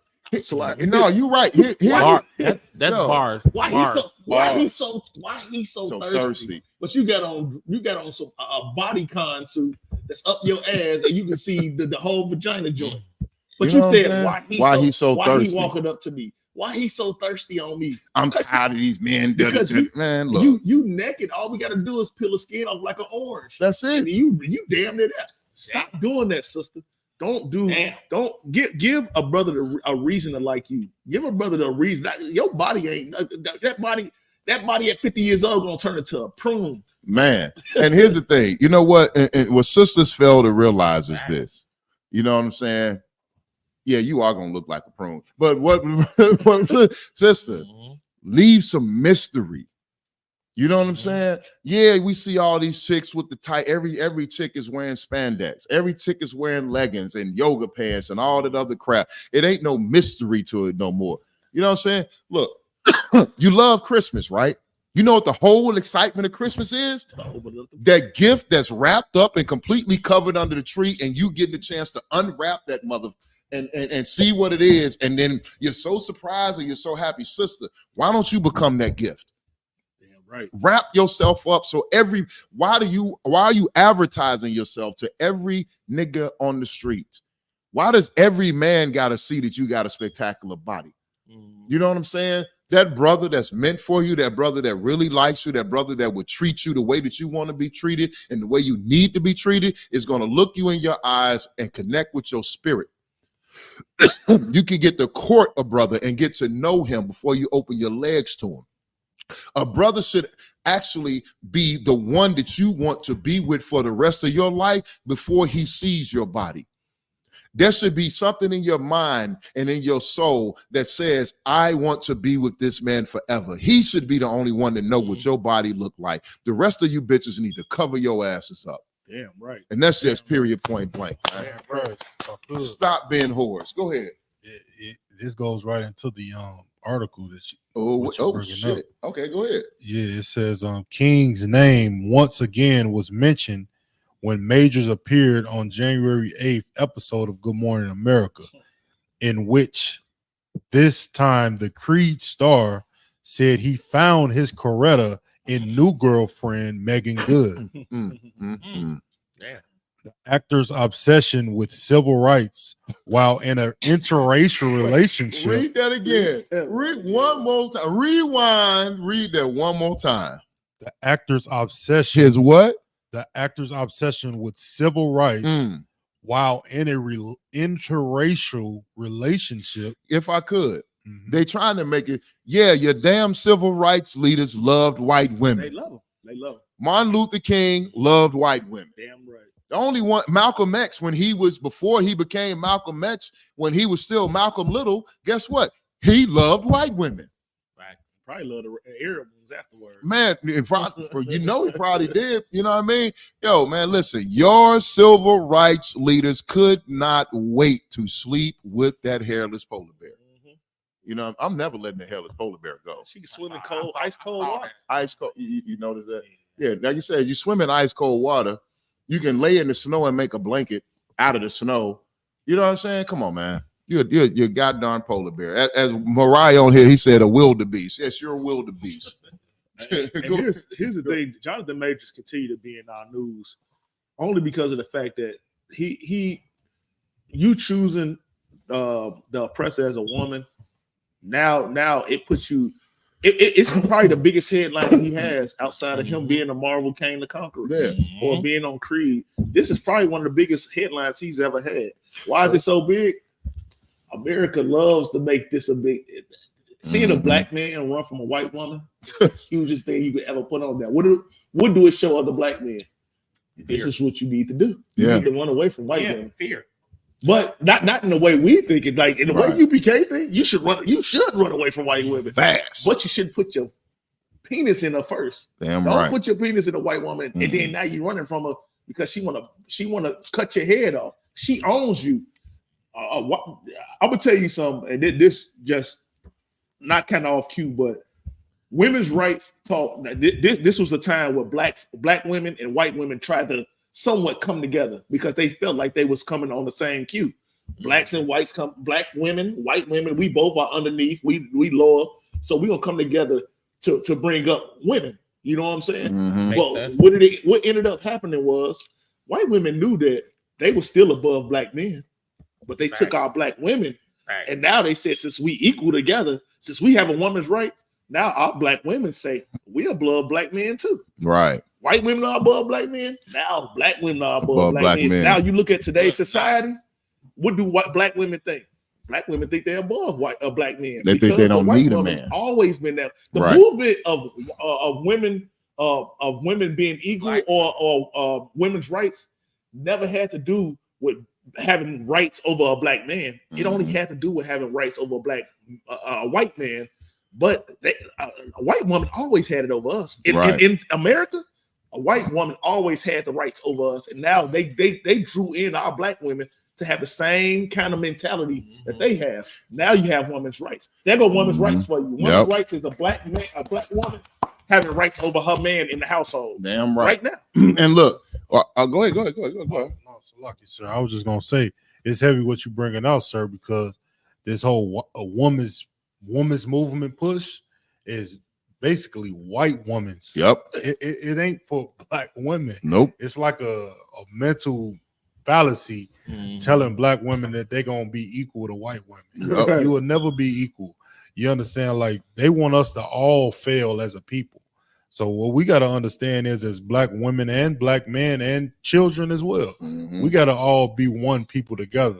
Blacks, Hispanics, and Native Americans, we got to come together as a people and stop thinking we're going to hold hands like Martin Luther King dreamed. It's going to lead us to a burning house, like the man said. Damn right. And if I could, this is hey, clap that up. Hey, this to show you how deep the psychological warfare goes. The women's right movement, the feminist movement it was around since the 1800s. They really made a spark up in the 1920s where white women decided to revolutionize and start wearing pants. But black women were still mammies and servants. And then in the 60s, in the 50s and 60s, when the civil rights movement actually started to gain steam, here comes the feminist movement after black women to separate and weaken the civil rights movement. Also, the main book on feminism, the main story that black women were attracted to, and the book that feminist, that hairless wildebeest, mole rat, you know what I mean, monster gave to our women was supposed to be a story about a black woman. They used a black woman to push this narrative, but the goddamn book was written by a white woman. A white woman wrote a book about black feminism and black feminine equality. And inside of this book that's supposed to liberate the black woman's mind, that was written by a white woman, they called Harriet Tubman an ugly. They called Harriet Tubman a abused, ugly, slave-minded woman. Called her a monkey. They basically called her a goddamn monkey.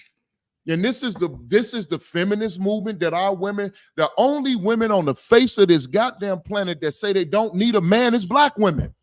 The only women talking about I'm independent is black women.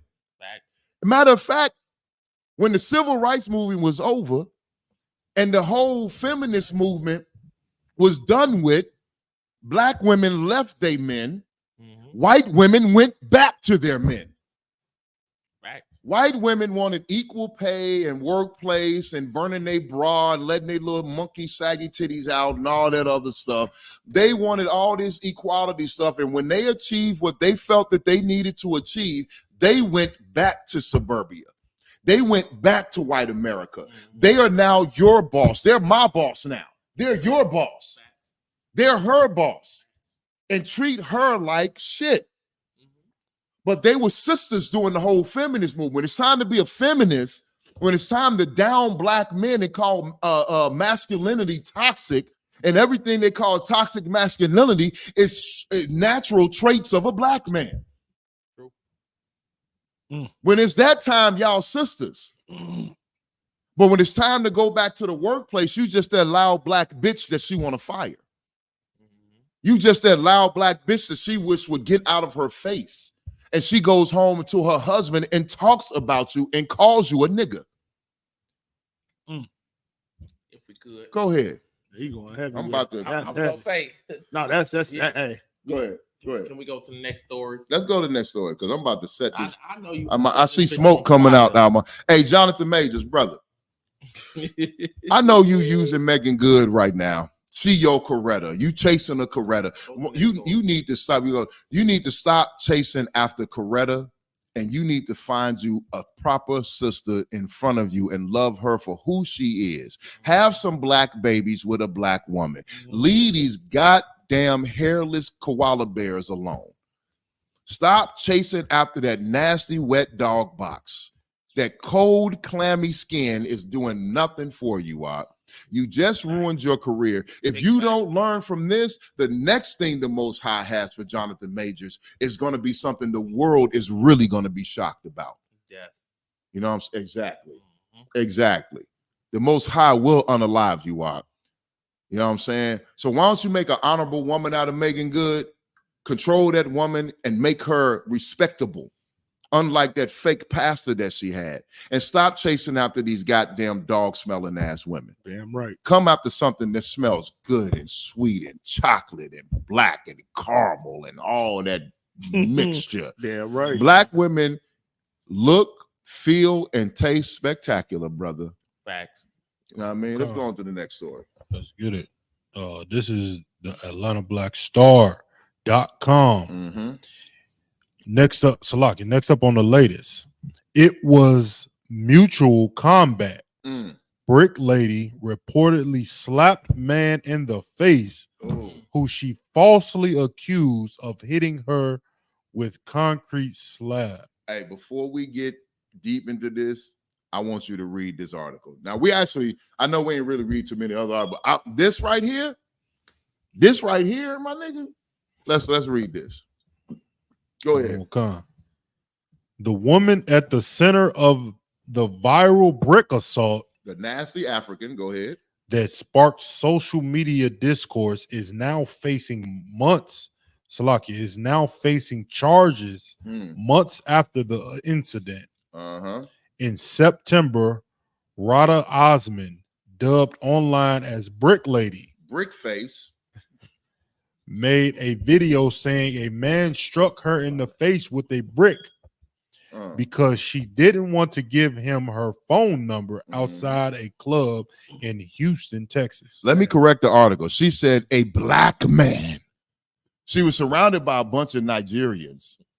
She said a black man. She an African her goddamn self. She like a Nigerian or Liberian. She's an African. She was surrounded by African men, but she wanted to say she said an American black man, a black man, just hit her with a brick. Keep reading. That line, bitch. Keep reading. Just keep on putting on y'all African flags, man. Y'all just don't understand that they know y'all ain't.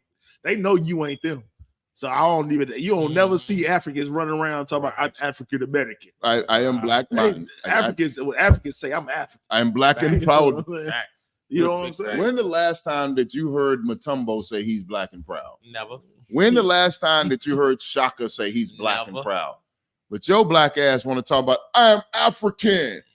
Wearing dashikis. Look, you go now. You wear dashikis to Thanksgiving, and you wear dashikis to Thanksgiving. It's really even worse, man. Like, come on, what we doing? Double dumb and blind. Hey, I challenge all of you wannabe African Negroes who descended from slaves. You double dumb and blind.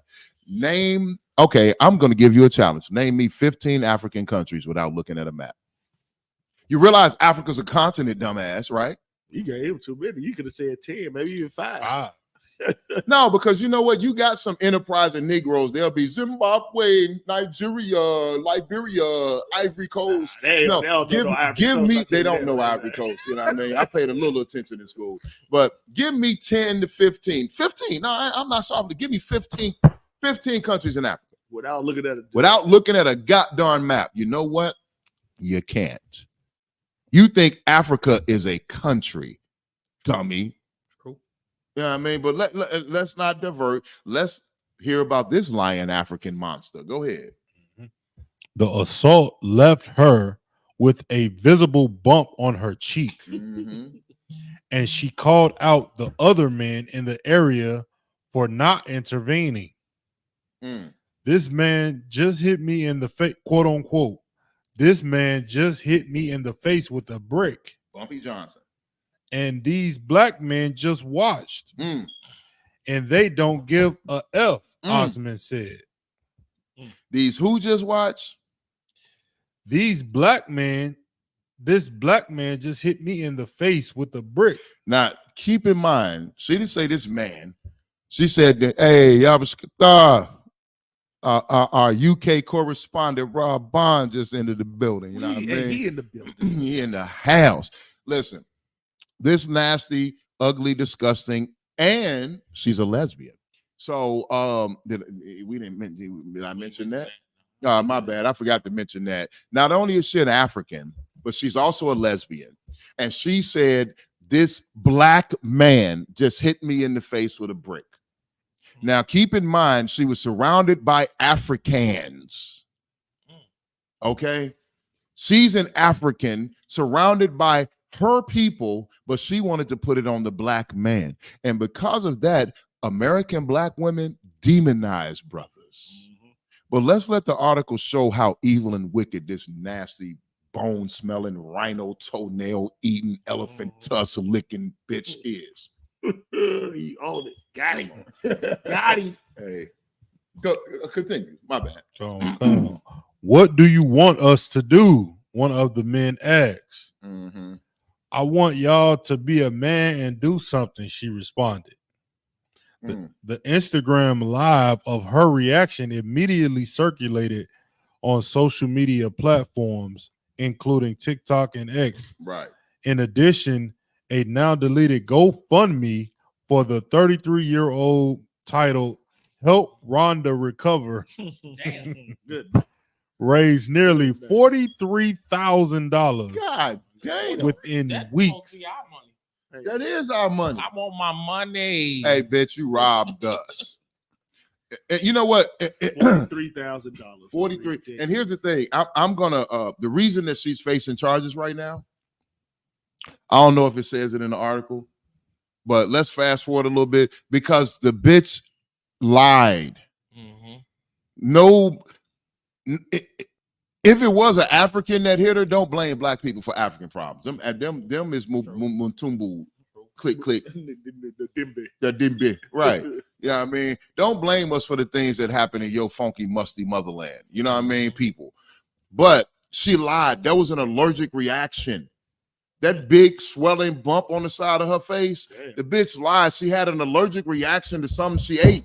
You be on one. Slock it, So like you be on one. Me too. Go ahead. Osh. Is that in the article? Because she lied, raised $43,000. That's crazy. That's ridiculous. Help her recover. Listen, you thirsty mother suckers that sent in, you simps that sent in that money to help her recover. You are so damn thirsty and so big of a simp for the cries, the crocodile tears of a heathen woman that you don't even realize that she's LGBTQ. She don't want you. You sent all your money to help her recover, and she don't want you, brother. She not even black. She African. And she lied. She played you.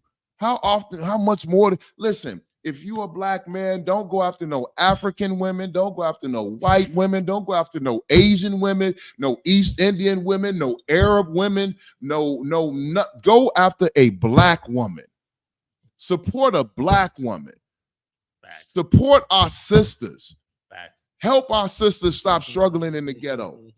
Stop impregnating them and leaving them. You want to do something good for a black woman, but because you see and then she's not even that attractive. You see this ugly, skinny, nasty, wildebeest marrow eating, poop on a scoop. Hey, Salagi, this is the only podcast you're gonna get a roast session in this podcast. It's gonna happen. Every time It's gonna happen. You get the roast, especially if you're a Hamite. Salagi. Hey, yo, if you a oh my goodness. Listen, man. He said, "Oh my God." I'm just saying the things that y'all eat on YouTube turns my stomach. You know, put their hands in the food together. Right. And then it'd be doo-doo. Like y'all eating doo-doo soup together. Is fufu and not doo-doo? Yes, that's doo-doo. Yeah, it's fudu. It's doo-foo. You know what I mean? Y'all, only ones that's more disgusting than y'all is the goddamn Asians when they be eating like donkey heads and I don't know. bat Esau might be anuses. dancing it all of them. Look, no, I saw one. Esau was eating the African dish. He ate it, but even he was like, oh, it's kind of rough. It's a little tough to eat. I mean, the flavor is so pungent. He ate it with him, but even Esau was disgusted by it. He was like, you can really taste the manure. Like, yeah, nigga, you just ate bowel movement. Y'all roasted colon. Y'all roasted some cow colon and with apples and oranges and say, "Oh, this is a good meal." Hey, to show you how foul Africans are, right? Even Rob Bond said they known for what? Read that quote. He said, he said they're well known for scamming. Soon as we knew she was ISU. Oh no, this ain't the same one. This I think it's the different one. This one right up. No, he said Rob Bond said, you know, they known for scamming, and as soon as they knew she was, the ISUPK knew that shit was suspicious. Okay, that's what he's saying. Soon as we knew that she was an African, the UPK was like, Yeah, we brought it out actually. If you look at the classes that we brought out after that original situation, we said that it was a scam. And listen, Rob Bond is in the UK. We over here in the America. KK. And we know Africans scam. That's their whole goddamn MO. You see Africans in the club popping bottles, all musty and shit. You know what I'm saying? You see them driving cars and high-end cars, all musty. You know what I'm saying? Everything they do. Everything they do is musty as hell. But when you see that trail of funk, you know what I'm saying, from them, they scamming. Bank scams, credit card scams. I'm trapped over in the foreign land email scam. I'm a prince scam. Marrying a black woman, having 43 children, and then as soon as he get his citizenship, leaving her ass scam. You know what I'm saying? They scam them in some scamming ass people. If I could go ahead. In the article, it's going even the police knew that it was a scam. Oh, so please.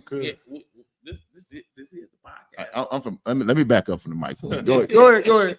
Salagi. I'm on what? It reads: officials now claim that she used a bogus story to collect thousands of donations. Local news reported. GoFundMe has zero tolerance for the misuse of our platform and cooperates with law enforcement investigations of those accusing of wrongdoings. The fundraiser has now been removed from the platform and donors have been refunded. Rhonda Osmond has now been banned from using the platform from any future fundraisers. She made $43,000 already. You can anything gonna say. No. She didn't get the money though. Okay. That's what they saying. Well, what if she would have took it out then? She should have. Her greedy ass wasn't. I'm surprised she was trying to. She figured it would get up to 100,000, like she was a white cop that shot a nigga. Oh yeah, you got a point. She thought she was going to get white cops shooting nigga money. Go ahead, read the articles. I said I was going to back up from the mic, so. He'll be back. He'll be back. Police said. I definitely will. Police said that Osmond's account was not consistent during their investigation. During the initial interaction with responding officers on September 3rd, she stuck with the original story that she was attacked after rejecting the man. Days later, investigators tried to follow up with Osmond, but contacted her friend instead. She notably told them off the record that she didn't think Osmond was attacked with a brick. Oh, wait. Her homegirl, who was probably black, snitched on her ass. Right. When the police got in touch with Osmond via phone September 19th, she claimed she decided to call an Uber as she and her friend were leaving a lounge that night. When the car described as a dark sedan rolled up, she assumed it was her Uber driver, while inside she alleged a man identified Olin Douglas was the one who hit her with a brick. So she picked a random black man out the crowd. Olin Douglas, you know that's he was about as black as he could. You know what I mean? The nigga named Olin Douglas. Like it don't get no black. He sound like he from Compton, or you know what I mean? He sound like he from the slave yards of Alabama. You know what I'm saying? Georgia or something. Like she was like, "What's your name?" "Oh, you're my victim." Go ahead. Yeah, this is gonna get it right here. All right. It says, however, police said Osmond kept changing her statement about where the assault happened, and she hung up on the officer during the discussion. Damn.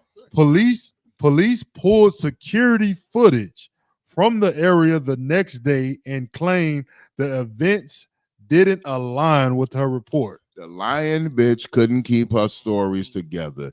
And look, you see the picture on the screen. She pointed at her face. A black man did this to me, and black women need protection. And And this bitch raised $40,000 off a lie. Listen, I'm gonna tell you this: the ISUPK protects black women.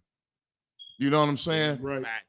Period. Point blank. We protect black women. We redirect black women. We make sure that black women are in the safest place they have ever been in their entire life. That's right. You know what I'm saying? For the rest of their lives. I myself had an incident where an Edomite was viciously beating the brakes off of a sister. And I went and ran in and knocked that Edomite's head damn near off his goddamn shoulders, protecting that sister. Yeah, right. The ISUPK protects black women. While you got this nasty bone-eating monster trying to brainwash you even further. Did you forget that her people sold us over here into slavery to these goddamn monsters? They the main contributors. The main contributors. If you talk all this about the oppressor and white people and all that, you got to hold these African people to these Hamites to the same struggle, if not worse. Right, exactly. It would have never happened without the Hamites or without the so-called. Now they are Africans. Without them, basically gift wrapping us and giving us to our oppressor. Yeah. Our oppressor just got what they got. Yeah. It's like if you back in the day, I know y'all didn't smoke weed back in the day. You got some weed back in the days. You got you some weed. If it was bad, you was like, man, this was gay. I can't go to him no more. Right. The Africans didn't do that. They gave them a good product. Damn they gave right. them niggas. Mm-hmm. They gave them the 12 tribes of Israel. They gave them the greatest product that the Lord ever made. And you can go against the oppressor all you want to, but if you sit here and let these Hamites leave with or get away with the amount of turmoil, they are the main reason that you are getting killed, George Floyd. Damn right. Ain't the reason why. Not the white man is just gonna do what the white man do. That's what I can't blame them for who they are. I can't blame a lion for killing. Right. Right. But what I can blame is for this Hamite who lured us into the lion's den. Right. You know what I'm saying? So don't sit here and say I'm African. I'm African. You put an African flag in front of your damn house. You sit out here, go to all the African days, put big ass African earrings in your ear. Go. Let me ask you something. Go put them big ass rings on your neck. Oh, yeah, right.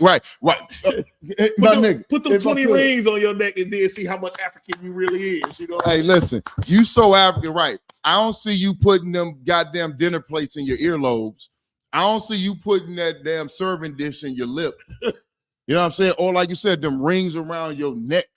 I don't see you squeezing your forehead and extending it up to the goddamn heavens. I don't see you putting them scars on you. You're so African, but you don't do none of the things that we see African doing. You just want to wear the colors. Right, you want to wear the color because it sound deep. You know why brothers claim they're Africans? Because silly black women fall for it and give them the box. That's why, brother. Oh, you so deep, brother.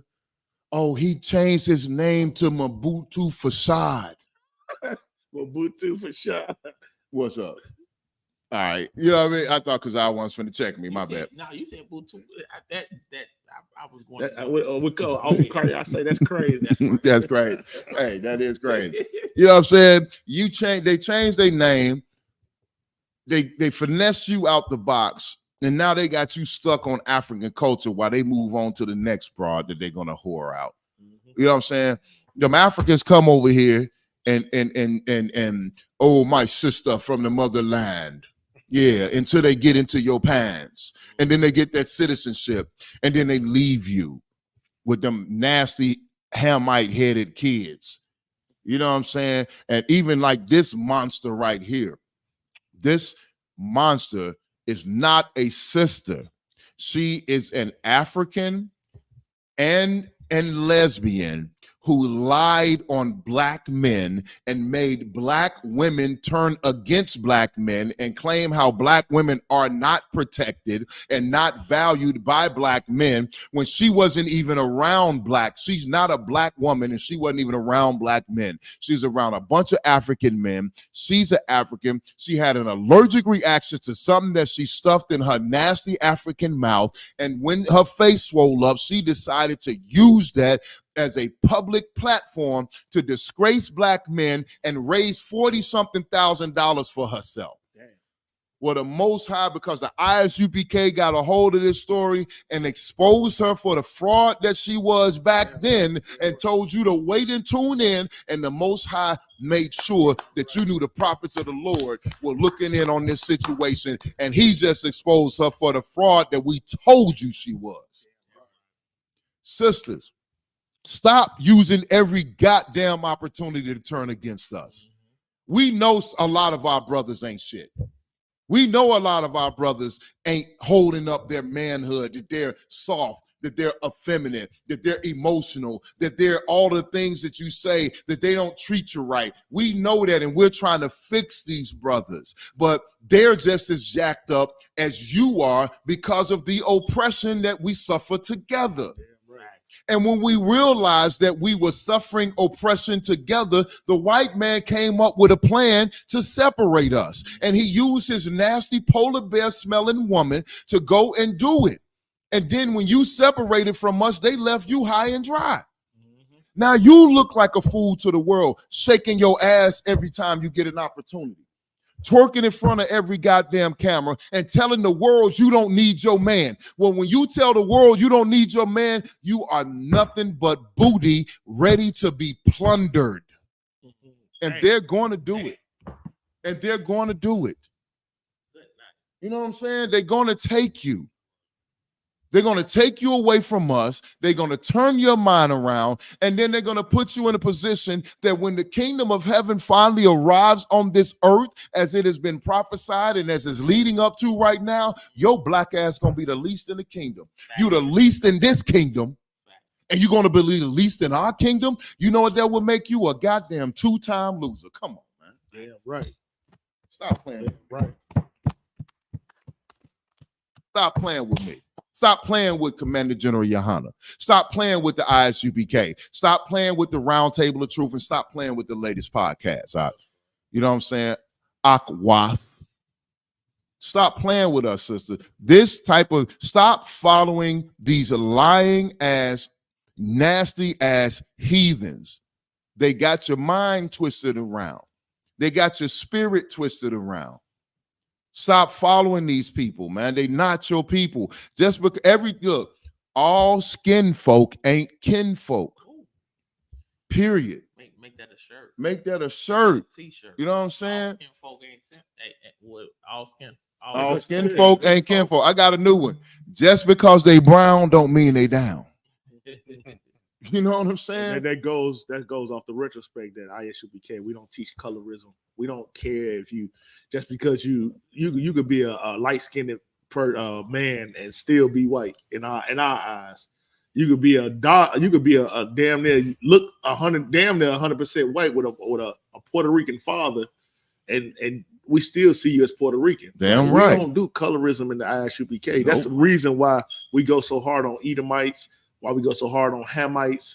Like you don't want to put yourself in the same position as somebody who call themselves a Hamite or African, and y'all or in America's word or version is African. You know what I'm saying? You don't want to be looked at like that, because the thing is, them people sold you. Why would you want to be your captor?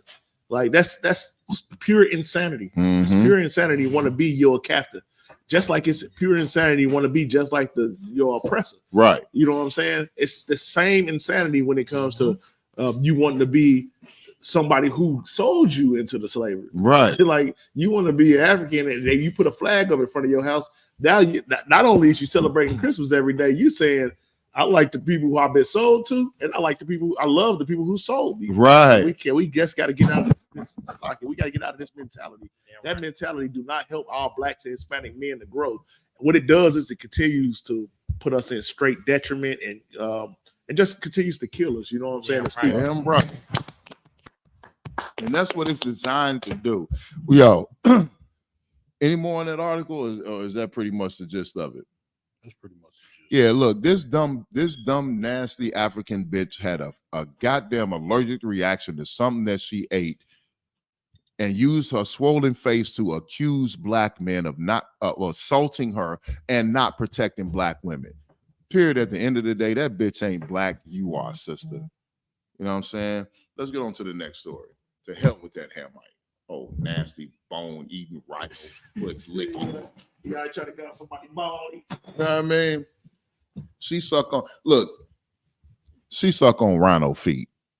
You ever sucked on a rhino's foot? I haven't, but Negative. Because I want over here like I'm saying I would never. Go ahead, Oz. This is sportskita.com. I love Dolph, but damn, this is just sad. Conspiracy theories fly online as Yo Gotti's brother, Big Juke, dies. Yeah, this is a sad story right here. Like, here the crazy part. Salaki, I was listening to that Dolph diss song where he was dissing Yo Gotti. Yeah, I was listening to it on the way here. Yeah. Yo, that joint was that was insane. That was an insane diss. He's like, yo, big brother. Matter of fact, I'll call her yo big sister. You know what I mean? Like, and then now the brother dead. Like, I'm going to still listen to the song. It's a hot song, but I can't enjoy it as much now. You know what I mean? Like, this is a tragedy. This is a result of Martin Luther King's dream. Sir. You know what I'm saying? This is a result of the ills in the black community. You know what I'm saying? I'm gonna read a little more to the story. It's very sad. And a shout out, you know what I'm saying, in Slovakia, you know what I'm saying? Lord be with the family, you know what I'm saying, with Gotti's family. And it, I don't care who it is or how wicked a brother is, you know what I'm saying? Like, it's hard to lose a relative. You know what I'm saying? And this right here, the death of this brother is a tragedy. You know what I'm saying? Because guess what? Whatever they murdered this brother over was absolutely nothing. Nothing. There's nothing out here that's worth taking the life of another black or Hispanic or Native American man. Anything you're doing that's taking that life, you're being a good goddamn slave, and you're being a covert operative for white supremacy and the Ku Klux Klan, man. You know what I'm saying? Y'all brothers got anything? Yeah, that's heavy. This we talking about the Yo Gotti brother, right? Yeah, Khan. Yeah, so that the heavy part, of course, they connected it with the Dolph murder and all these things that's going on or what have you. So we sit here and look at this, and we look at that. Yeah, he was a prominent brother out there in Memphis. You know what I'm saying? He had money, all that. You know what I'm saying? Of course, he was probably selling drugs and all that. I don't want to charge the brother, but of course, we know what that lifestyle entails. Right. Yep. You know what I'm saying? We got to stop. Like Memphis is y'all look at Chicago. Memphis is a hardcore place, man. I pray y'all understand. Hey, I've been Memphis. Memphis worse than Chicago. Man, Memphis is a hub for crime, and we don't realize that. They call it Little Chicago. Yeah. I don't know if everybody realized that, but in Memphis, they call Memphis Little Chicago. Because everybody from Chicago comes to Memphis. Memphis, yeah. You know what I'm saying? That's why all the crimes. Well, he grew up like I think Young Dolph grew up for a little while. He was in Chicago for a little while. His cousin was what's his name? Yellow Beezy. Yeah, no, not Yellow Beezy. Let me get it for you. But go ahead, the point, just in general, like we keep seeing these like type of murders like this, like. The point of like us coming to doing this podcast all the time is telling us how horrible we are as people and how much ain't like in General Muhammad's words, ain't shit. We ain't. Yeah. Like we ain't shit. Yeah. We rather kill out. Like I ain't never seen a group of black people just say, "Look, we just gonna kill a oppressor." Key Glock. Key Glock. Yeah. Oh, okay. Yeah, okay. Glock. Like everybody sit here. We in our, of course, I'm talking about our communities or whatever. Our people, we love to kill each other or hurt or harm or even slander or put a bad name on each other. Yep. But like you so afraid to do it. Go to your job and do that to your boss. You so afraid because you. That's why I brought up earlier how much we love money, and our oppressor can care less about money. Facts. Our oppressor cares less about money than you would ever think. We love money. That's why we'll do anything for it. Mm-hmm. Our oppressors don't have to do anything for money right. because they don't even care about money because they don't. Why do you think it's Bitcoins out here? Why do you think all these other forms of making money is out here? Because the oppressor don't care about the dollar.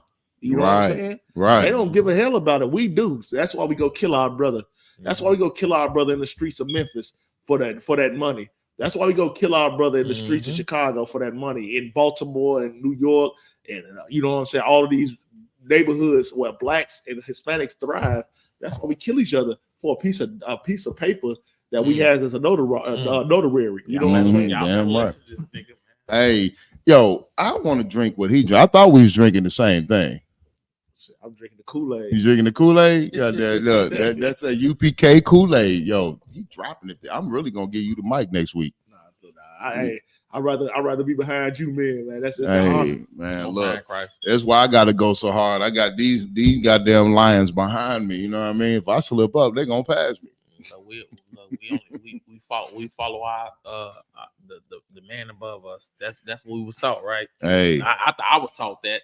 Yeah, you definitely died. I was taught that too. All right, so yeah, we can't be 100 hands, but we can be a hand. Hey man, y'all are my 100 hands. Goddamn. Listen, Christ, this let's read a little bit more of this article with Gotti, man. Like, yo, this the situation that's going on in Memphis. You know, we love the music. You know what I'm saying? Everybody know me. Moneybagg Yo is one of my favorite rappers. I like Moneybagg. I fuck with Dolph. I fuck with Dolph. I fuck with Gotti. I fuck with Gucci. I fuck with Moneybagg. Like, you know what I'm saying? I like these Memphis niggas. Yo Gotti. You know what I'm saying? I like their rhymes. You know what I'm saying? I dig them. I can feel it where they coming from. Because, you know what I'm saying? Every brother up here used to be in the streets. You know what I'm saying? We was some niggas. We was some scary motherfuckers.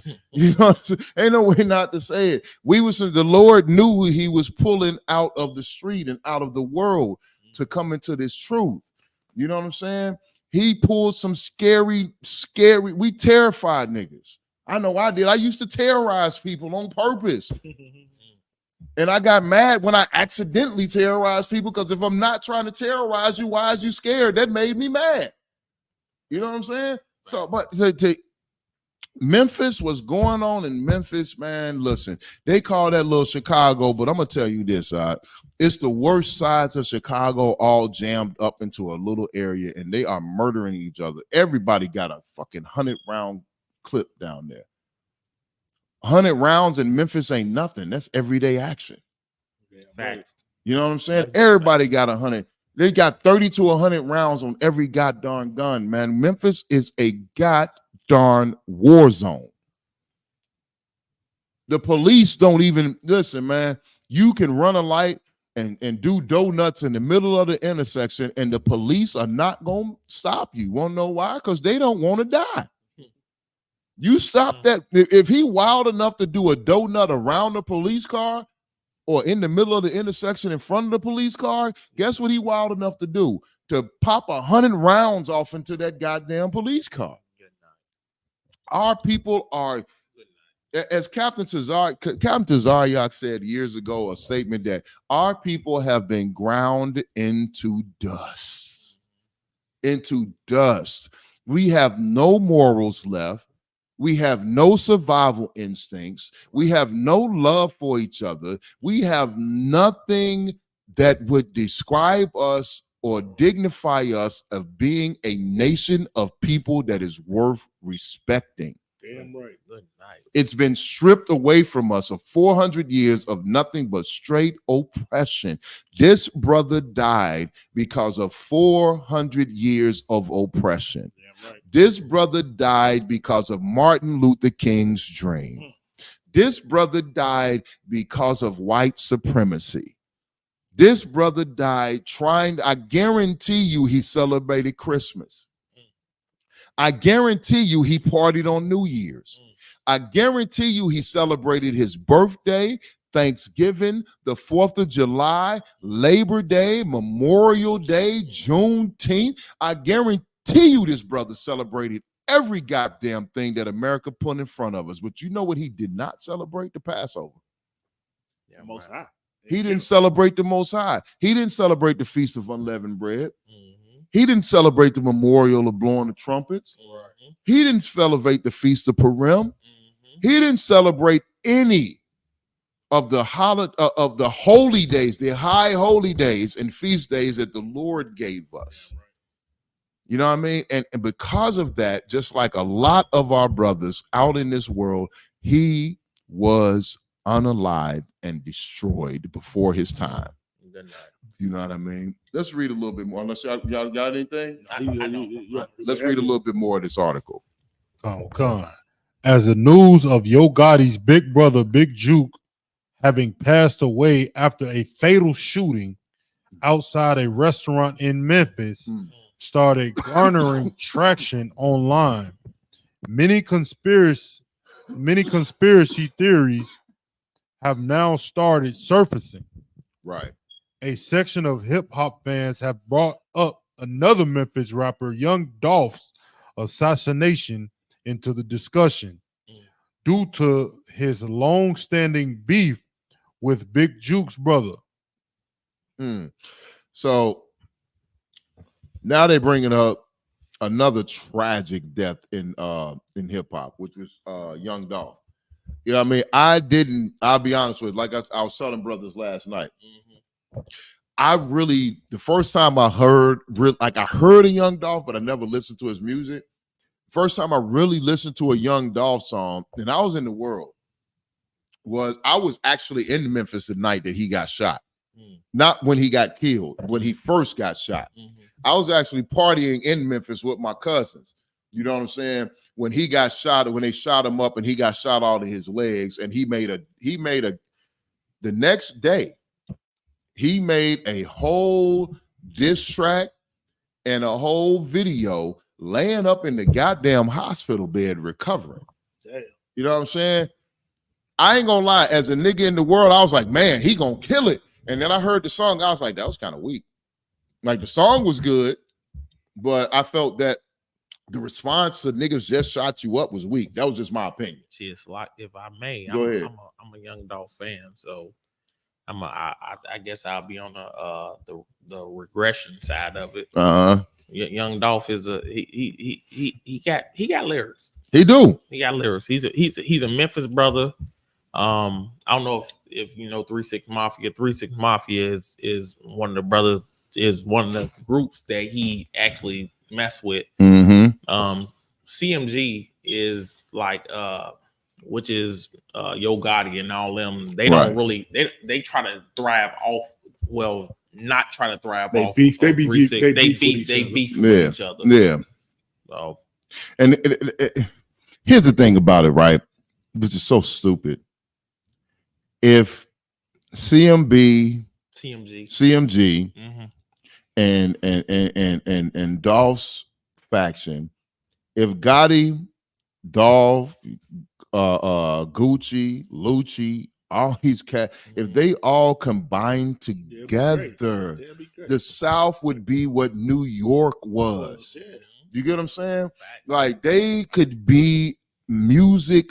These brothers got millions of dollars and thousands of fans. They could actually affect the South in a way that has never been done before through music. If they unified and came under one banner, because all of them are gang leaders. Let's just be for real. They're gang leaders. Young Dolph was a gang leader. YFN Lucci, I like Lucci. He's a gang leader. He's on a RICO charge right now. Yo Gotti, Gucci Mane. Who's the other brother that's up in right now? The one that everybody's turned on him. Slime Life and all that shit. Young Thug. They're all gang leaders. Thugger is a gang leader. They're all gang leaders. They're drug kingpins in the South. They make millions of dollars and thousands of brothers die because of them. Now imagine if them brothers made the same music they were making, but they unified their cliques and stopped killing each other all over the goddamn South. Hey, so like big up to brothers that's doing that. Damn Captain right. Captain you know what I'm saying? Captain Katazar. Captain Yachty down in Houston. You know what I'm saying? I'm talking about this on the rapping side. On the rapping side of things, Captain Dakar, Captain Katazar. Captain Todd Ward. Captain Todd Ward. Captain Quad. Hey, Captain of 13,000 Quad. 40-year-old rap. 40-year-old rap. Yo, Armageddon music coming soon on some real. Yo, imagine if these brothers actually unified down there in the South. Imagine how that would transform Memphis. Imagine how that would transform the music scene. You know what I'm saying? Imagine the good and the lives they could set. And then the artists, they got inside of their gangs, they don't even know everybody that's down and associated with them. They got up and coming rappers that they've never heard. They got brothers who could come and change their lives and make millions of dollars and give back to their community. And then the ghetto wouldn't be so rough. Damn. Then the ghetto would look like heaven on earth. Yep. Imagine if Gotti, imagine if Gucci, imagine if Thugger, and imagine if Lucci came into the ISUPK under commanding General Yohana and got some real goddamn guidance and leadership. Then Memphis would be the black man's paradise. Because it would be peaceful in the hood. We would take those brothers and police ourselves, but we could come with enough power and money and authority to go to the mayor of Memphis, the governor of Louisiana, the chief of police in Memphis, and say, we don't need you anymore. We're going to govern ourselves. We're going to police our own communities. All we need you to do is when we do have someone that needs to go and be locked away, is you to come and lock them up, but don't harm them, or you're going to pay the penalty. We'll be able to control our own destiny if these brothers came together and stopped being immature and simple-minded. It's time to grow up, black man. It's time to grow up. It's time for us as a nation of people to fucking mature. Damn right. It's time to mature. How long are we going to be an adolescent nation of people? How long are we going to try to live in our teenage years? How long is brothers and sisters going to try to recreate college and recreate high school? You're acting like a bunch of goddamn grammar school students. It's time to grow up and leave behind childish things. Yeah, right. Your time as a child was just that. And when you grow past being a child, you leave childish things behind and you think like a man. You think like a woman. You become a goddamn adult. And it's time for every rapper in Memphis to become a goddamn adult so another brother doesn't have to lose his life for no goddamn reason. We looking at the fact that, who's this, Gotti?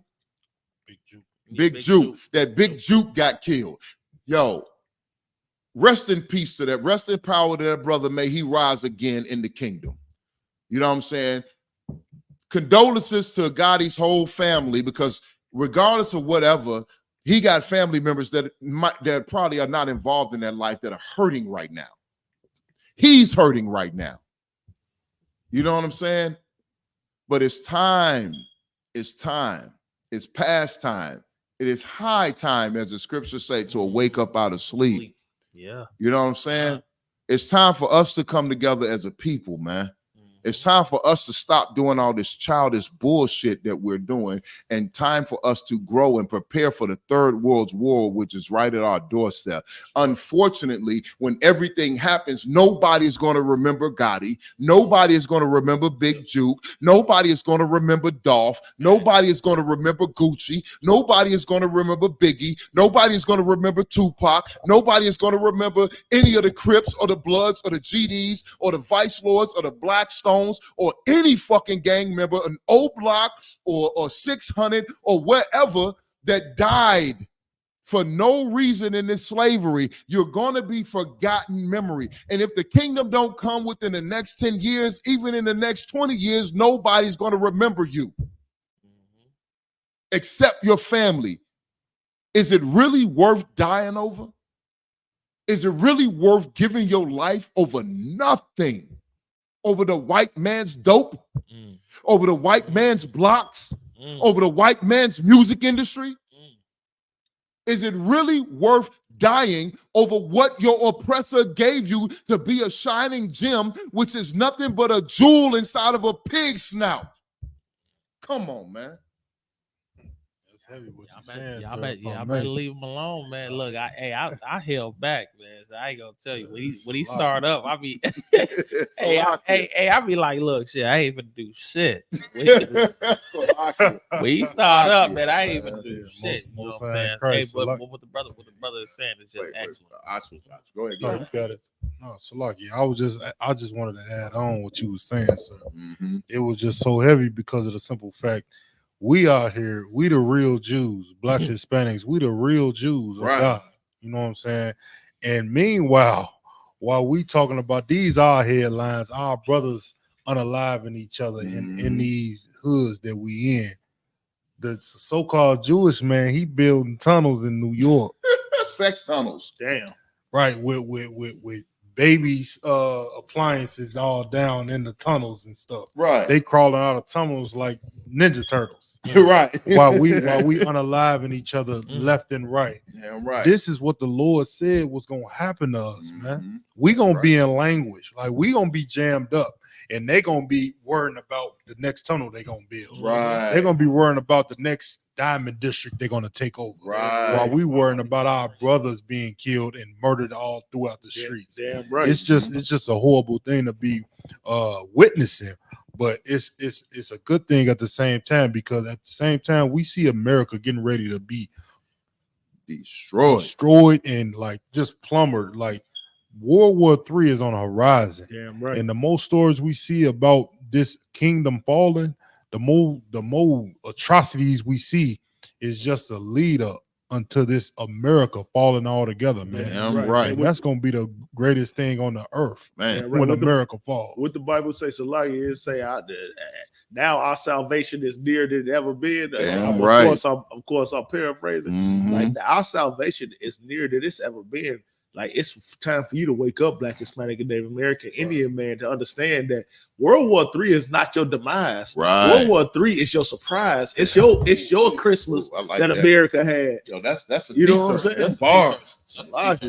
That's your surprise. You know what I'm saying? Now that when World War III happened, now you get to say that once the Lord, of course, once all the revelation happened the way it's supposed to. That's why it's so important to get in this truth now, because you already know what to expect. Right. You know what I'm saying? When you're in this truth, we know the trials and tribulations that we don't have to deal with, even once the war happened. We know it's things that we're gonna have to do, but we are ready and equipped for it. Goddamn now, are right. you ready and equipped? Right. For when the war happened? America's not ready and equipped for the war, but guess who is? Commander General Hunter and the ISUBK. We are ready. That's once the right. war happen, we are going to survive. Damn right. Sloggy, I was just saying before. I'm like, look, we always been pushed to the limit, right? As Blacks and Hispanics, like we've been pushed to how much do you love yourself? How much can you deal with the trauma that's going on? And everybody tell us, just forget about it, right? We've been through 400 years of hell, and what do the oppressor tell us? He's just forget about it, right? Right. He say it was in the past. Just forget about it. But then now you have a group of men who are ready to stand up and stand strong. Damn right. On what we won't forget. Damn right. Because for me, I can't wake up in the morning and forget about what the hell happened to my forefathers. Hell no. I can't stand up and forget that my forefather was hung on trees. Right. As Christmas presents. Right. Christmas ornaments. Right. As Christmas ornaments. Right. Like, well, I can't do that. So that's the reason. The reason that Commander General Hunter is so essential to Blacks, Hispanics, and North American Indians today is because he reminds us that you cannot forget that you are a victim. Damn right. When you forget you're a victim, then you'll start thinking that you can join everybody. Right. And that's just not us for Blacks, Hispanics, and North American Indians. Damn right. Hey, listen, trying to join everybody is the reason that we have so much murder in the ghetto. Trying to join everybody is the reason that we have so many drugs in the ghetto. Trying to join everybody is the reason that majority of the Black population lives in utter and complete poverty. You know what I'm saying? I remember a couple years ago, everybody talking about we all melanated people. You was saying you was melanated because you wanted to join in with the goddamn East Indians. Because when you go in the Subway and 7-Eleven and every gas station, you know what I'm saying? They done took your profit from you.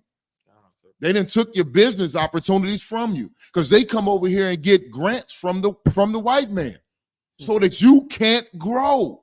Now that ain't every Dunkin' Donuts. Every Dunkin' Donuts feed you soggy hash browns. And here's the thing. They gave me soggy hash browns. Hey, them hash browns. What, yo? Extra crispy. Man, if you get them crispy, that means they're gonna be burnt a little bit. Man, you gotta say fried hard, they gonna burn them. You gonna get black browns. They ain't hash browns, they black browns. You know what I mean? Like, but them East Indians is everywhere. Go inside. Tell me, find a Dunkin' Donut where you find a nigga working now. No, you'll find them, but they scattered. No, they scattered as hell. I ain't never seen. I go to them every day. Driving trucks. Seen nigga in the Dunkin' Donut. I used to. Here's the thing. On 95th? No, actually, yeah, that one too. Yeah, I mean, but you go to Dunkin' Donuts, you go to Subway, you go to 7-Eleven. Those I knew niggas that worked in 7-Eleven. You know what I'm saying? I knew niggas that worked in Dunkin' Donuts. I knew niggas that worked in Subway. You get what I'm saying? Now, where they at? Because them East Indians hire their own. Facts. They get that business and then they hire their own. You might see a random Edomite in there working because he in high school or something. You know what I mean? But for the most part, listen, man, everybody realizes that we are running a race. And everybody is looking out for their own race except for you niggas, except for you spics, and except for you savages. Y'all are the only ones. We are the only ones that are not running the race properly. We want to win the race at the same exact time. We want to be equal, and all of us, all of the Indians, the East Indians, all of us, we just all run in at the same. It's all hold hands and run in at the same time. Right. We don't want to get. Problem is that it could never happen because nobody else wants to do that. Everybody else wants to not hold hands and run in by themselves. Right. We the only ones want everybody else to run in together. You know what I'm saying? Hey, look, we are the only. No, I was just gonna say, shout out to the ISUPK. Damn right. Under Commanding General Yohana, who understands that, you know what I'm saying, we got to do things together. We can't be holding hands with everybody. We can't think all nations come together under one tree. Man. We gotta pull right, exactly. Right. We gotta pull ourselves together, pull ourselves out of this land together, man. Mentally first, of course. So shout out to all the generals, the captains, the officers, the troopers, the sisters, and everybody that support this truth, man. Right. Shout out to them, man. Damn right. And listen, on behalf of the Most High Yahweh, on behalf of our Messiah Yahweh Shai, and on behalf of the leader of the nation of Israel that was appointed by the Most High himself, Commanding General Yohana, to hell with all the nations. They are nothing. The Lord says they are nothing. They are like spittle. As I've been talking, I got hype. A little bit of spit flew from my mouth and hit the mic and hit my. That's what the nations are. Matter of fact, as we've been drinking, if I had some ice in this glass with my Casamigos, Añejo, Cap say Añejo, right? If I had, if this glass would have started sweating, this is a vessel, and if that little drop of sweat would have gone off on this table and hit the table, that's what the nations are to the Most High Father, to the God, to the Creator of everything. We are the ones that matter. They are nothing. We are everything. The world is in the way that it is right now because we are in our punishment. We're in our ultimate and final punishment. So it's up to you, black man, black woman, black child, Hispanic man, Hispanic woman, Hispanic child, Native American man, Native American woman, Native American child, to wake up and come back to your heritage so we can gain rulership of this earth. Again, what the hell is the use of black people calling themselves kings and queens and you don't have a goddamn kingdom? Damn right. The hell, you know what I'm saying? What rulership do you have, king, queen? You the king and queen of the dirt? The crazy part about it is the only kingdom you really have is the one we waiting for, right? Damn right. The one we fighting for, the one that blacks, Hispanics, North American Indians in the ISUPK is sitting here on every corner of every state, every city, every town, and yelling at you, black, Hispanics, North American Indians, to fight for. We're fighting for a kingdom. Right. You don't have one right now. You're living in one. Right. You're living in one, but there ain't nothing like having a kingdom. There ain't nothing like having something that's yours. Right.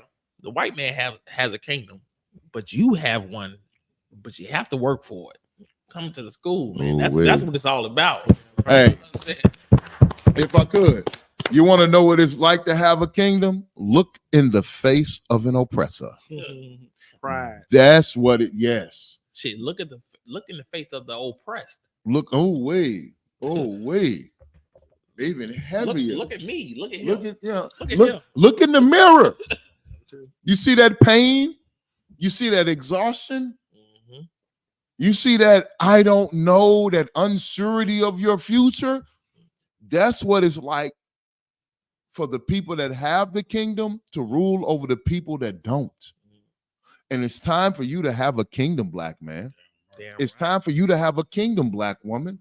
It's our time. As this world dies and gets destroyed, we will rise and become the greatest empire this earth has ever seen, and our rulership will be forever. That's right. God damn it.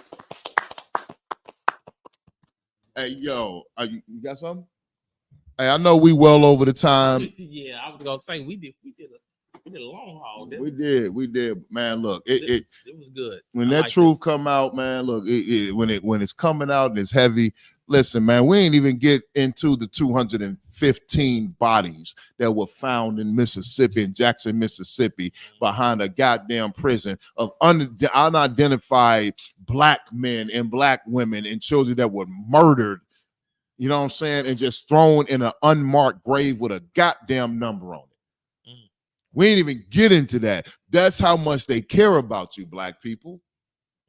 That's what they do to you while you sitting around and you want to celebrate Dr. King, and then you're going to celebrate Juneteenth, and y'all going to be fake African-American History Month and pull off all of these facts about how great we are and what we done invented and what we done did and what we done accomplished, and we still ain't accomplished shit. Right. We are still being the first black woman to ever be in this position. In 2024, there should not be another goddamn position in the world where a black man or a black woman is the first to be in that. That's how you know that you are still a slave. You are still in slavery. You are not in control of yourself. You are not in control of your destiny. And you are definitely not in control of this goddamn empire that rules the world. Stop lying to yourself, man. Yep, you held to a condition. You know what I'm saying? And that's why you understand, like what the brother is saying is so heavy, because he's trying to tell you to get out of the condition. Damn right. You know what I'm saying? Who tells a woman that she can't be great? Who tells a man that they can't be great? You know what I'm saying? That the white man. Right. That's what our main issue is right now. That we allow the white man to tell us who we are. You know what I'm saying? Yep. And they told us Martin Luther King was great, right? Right. Why did they tell us that? They told us Martin Luther King was great. They told us he was great because he was passive. Because right. and because he knew that there was one destruction that could happen with black people, and that was to join another nation. Yeah, for sure. You understand? And that's why we have a holiday. They want a war. They want a war, a mental war that we didn't even realize. We think that we just celebrating Martin Luther King Day. Right. But Martin Luther King has really destroyed all blacks, Hispanics, North American Indians. On another level. They destroyed us on another level, man. Mentally, we fucked up. And that's so heavy. I saw that. I think you brought out in a Facebook earlier this week. Mm-hmm. Like they teaching us peace. They love to teach us peace. They want to teach us peace, prosperity, all of these things. They back it. They endorse it. You know what I'm saying, for blacks and Hispanics. But war is always on their mind. Damn Why right. is war always on America? You never hear about peace in America. Damn right. Do you? Look on the news. Go to CNN right now and ask me what they talking. Are they talking about peace? No, they talking about war. So why are they teaching you peace?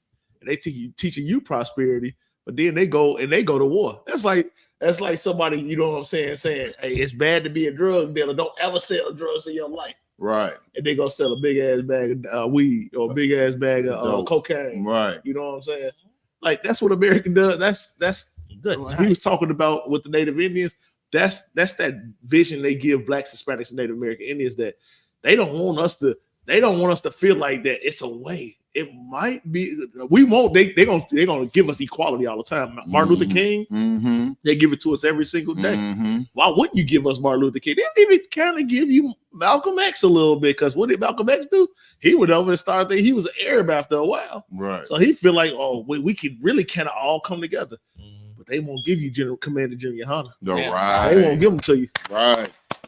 Why? How do we know that? Because he ain't in the history book yet of America. Right. Why ain't he in the history books? Why ain't Commander Junior Hunter since the 1980s when he came into this truth? Why he ain't in the history books saying he raised up black people and ain't not one person in his whole group ever killed nobody or had sex with children or ever had molested a boy? Why he ain't in the history books, the United States history books that you learned in high school? Can I add to it?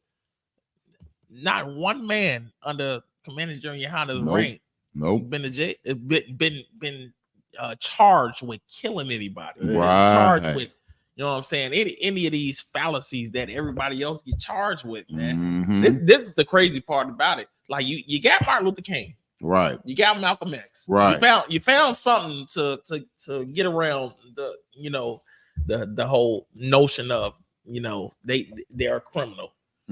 But you have not found anything for Commander Giuliano. You know what? Because righteous men are not celebrated in this wicked world. Damn right. That's just that. You know, if we was Puffy became a millionaire, and he locking them in closets, beating bitches, and having Bad bitches, he got bad ones, having dudes run trains on her. You know what I mean?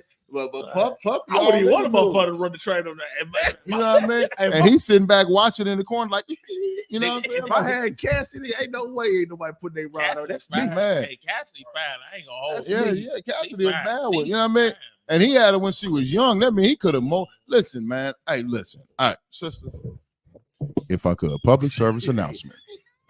If you come with one of the men in the ISUPK and you're a younger female in her early 20s or whatever, you know what I mean, guaranteed that the man is going to raise you and mold you to be a righteous woman that the Most High will be appreciative of. We're not going to lock you in closets and beat you and do the strange things that Puff D and R. Kelly would do. And so crazy. That's what when I first came into. Well, I ain't gonna say when I first came into the truth. When a lot of myself and my ribs family heard about us coming into the truth. That was the notion they had. They was like, oh yeah, we heard the Hebrew Israelites. They, lock their women into the rooms and they beat on their women and all that. I'm looking like I ain't seen that shit since I've been in here. Right. Maybe I need to. It started making me want to look because I was doing to the truth. So I was like, let me look a little bit more. Oh, so you're right. And I'm looking. I say, I ain't seen that. All I see is women wanting to come in this motherfucker. They're ready to. You know what I'm saying? Hey, they ready to get them a man. Hey, that's what them other groups do. But in the ISUPK, we do follow the scriptures. We do follow the Most High. We follow the law, statutes, and commandments, and we raise boys to be men and girls to be women. Damn right. You know what I mean? Now, we are well over the time. You know what I'm saying? It's like for my extra credit. Hey, it's all good. Listen, this has been a heavy show. The water for all of you all that have joined us this week. Make sure you like, share, and subscribe to our Facebook, our YouTube, our Twitter, our Instagram, and our TikTok. You know what I'm saying? Let's make this podcast grow. You know what I'm saying? Definitely. This thing right here needs to grow. The world. Oh yeah, don't forget our Cash App if you could. Yeah, if I may. Anybody who wants to sponsor, donate or donate to the latest podcast, can you please go to $ Leo the Lion, capital L Leo the Lion, Leo Lions Den, Slakia, Leo Lions Den, and I'll put it in the chat. It's in the chat. Is it? It ain't even a Leo. Hold on. It's Lions Den. It's Lions Den. You're gonna have them get Leo. Leo will be like, well, shit. So Salakia, if y'all can donate to the latest podcast at $ Lions Den 0627. I'm just saying. That's why he Madawan. Shit. That's why he's but he knows more than me. So hey, let's make this podcast grow. You know what I'm saying? The world needs to be a part of this. You know what I'm saying? The more that the more you support, the more you share, the more you like, the more you subscribe, the more you donate, the more we can push this out to the world and get this on a international. We already on an international platform, but let's let everybody see it. So once again, so like, can I just say one thing? Go ahead. Our goal behind these podcasts, we want to get a podcast for the Midwest where we have a whole studio. Mm-hmm. You know what I'm saying? An actual building, a studio where brothers can just come and do their podcast. Right. And our podcast has nothing to do with us. Of course, we sitting around having fun for us because we love the Most High. We love to usher our people and fish our people. But at the same time, y'all got to realize something. We are giving up these days because we love y'all. Damn right. Like, this has not one thing. I'm missing my son over here whooping ass on the wrestling mat right now. Right. I keep getting videos on my phone of him whooping ass, and I'm like, I want to see beat assness. You know what I'm saying? Right. But I don't. that subsides what I'm doing now. I'd rather bring in if us as a whole podcast bring one brother into this truth, I don't care what he do on that mat.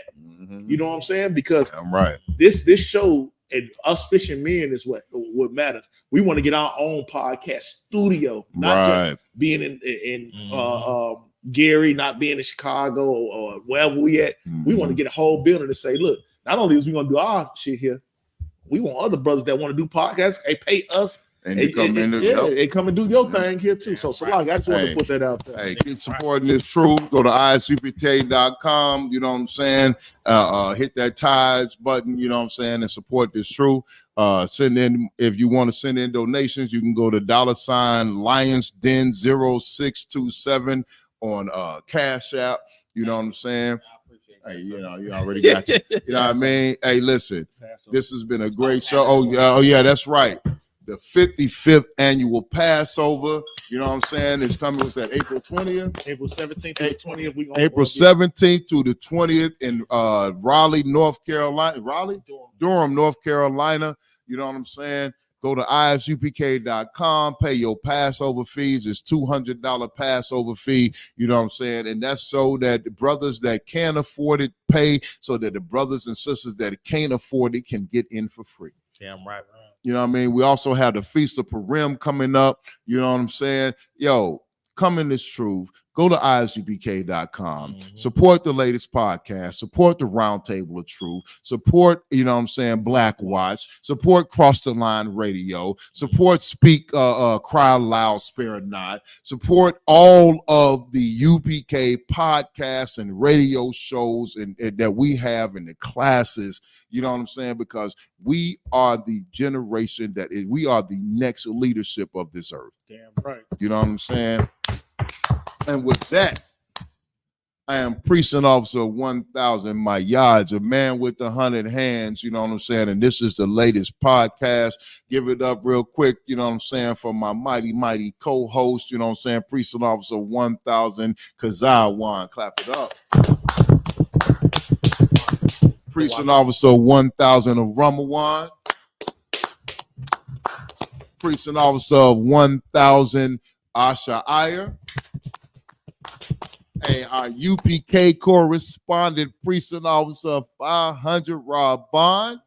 You know what I mean?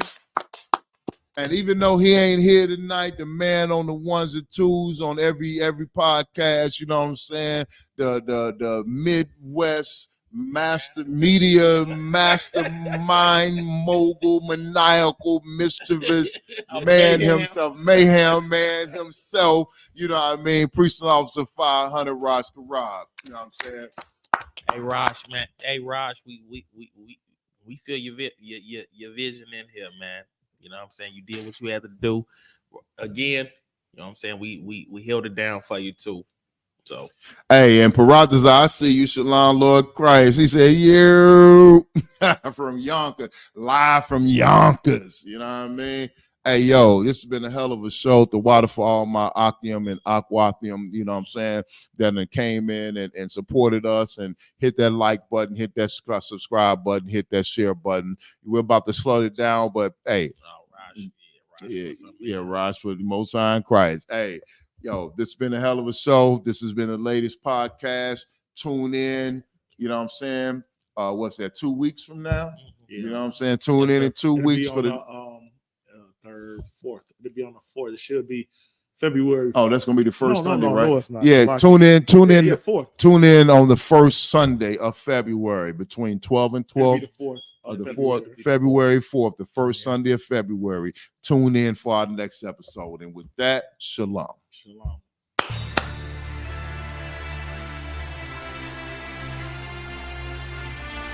The men in the UPK, we're trophy husbands. Every man in this eyes UPK should be put up on the shelf. You should shine us up every night.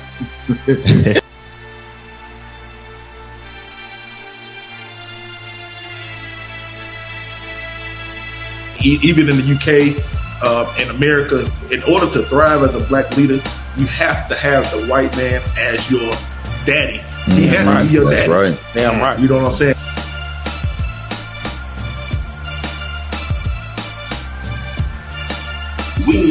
we need to get away from white people, because anytime they choose to help us, they end up destroying us even more.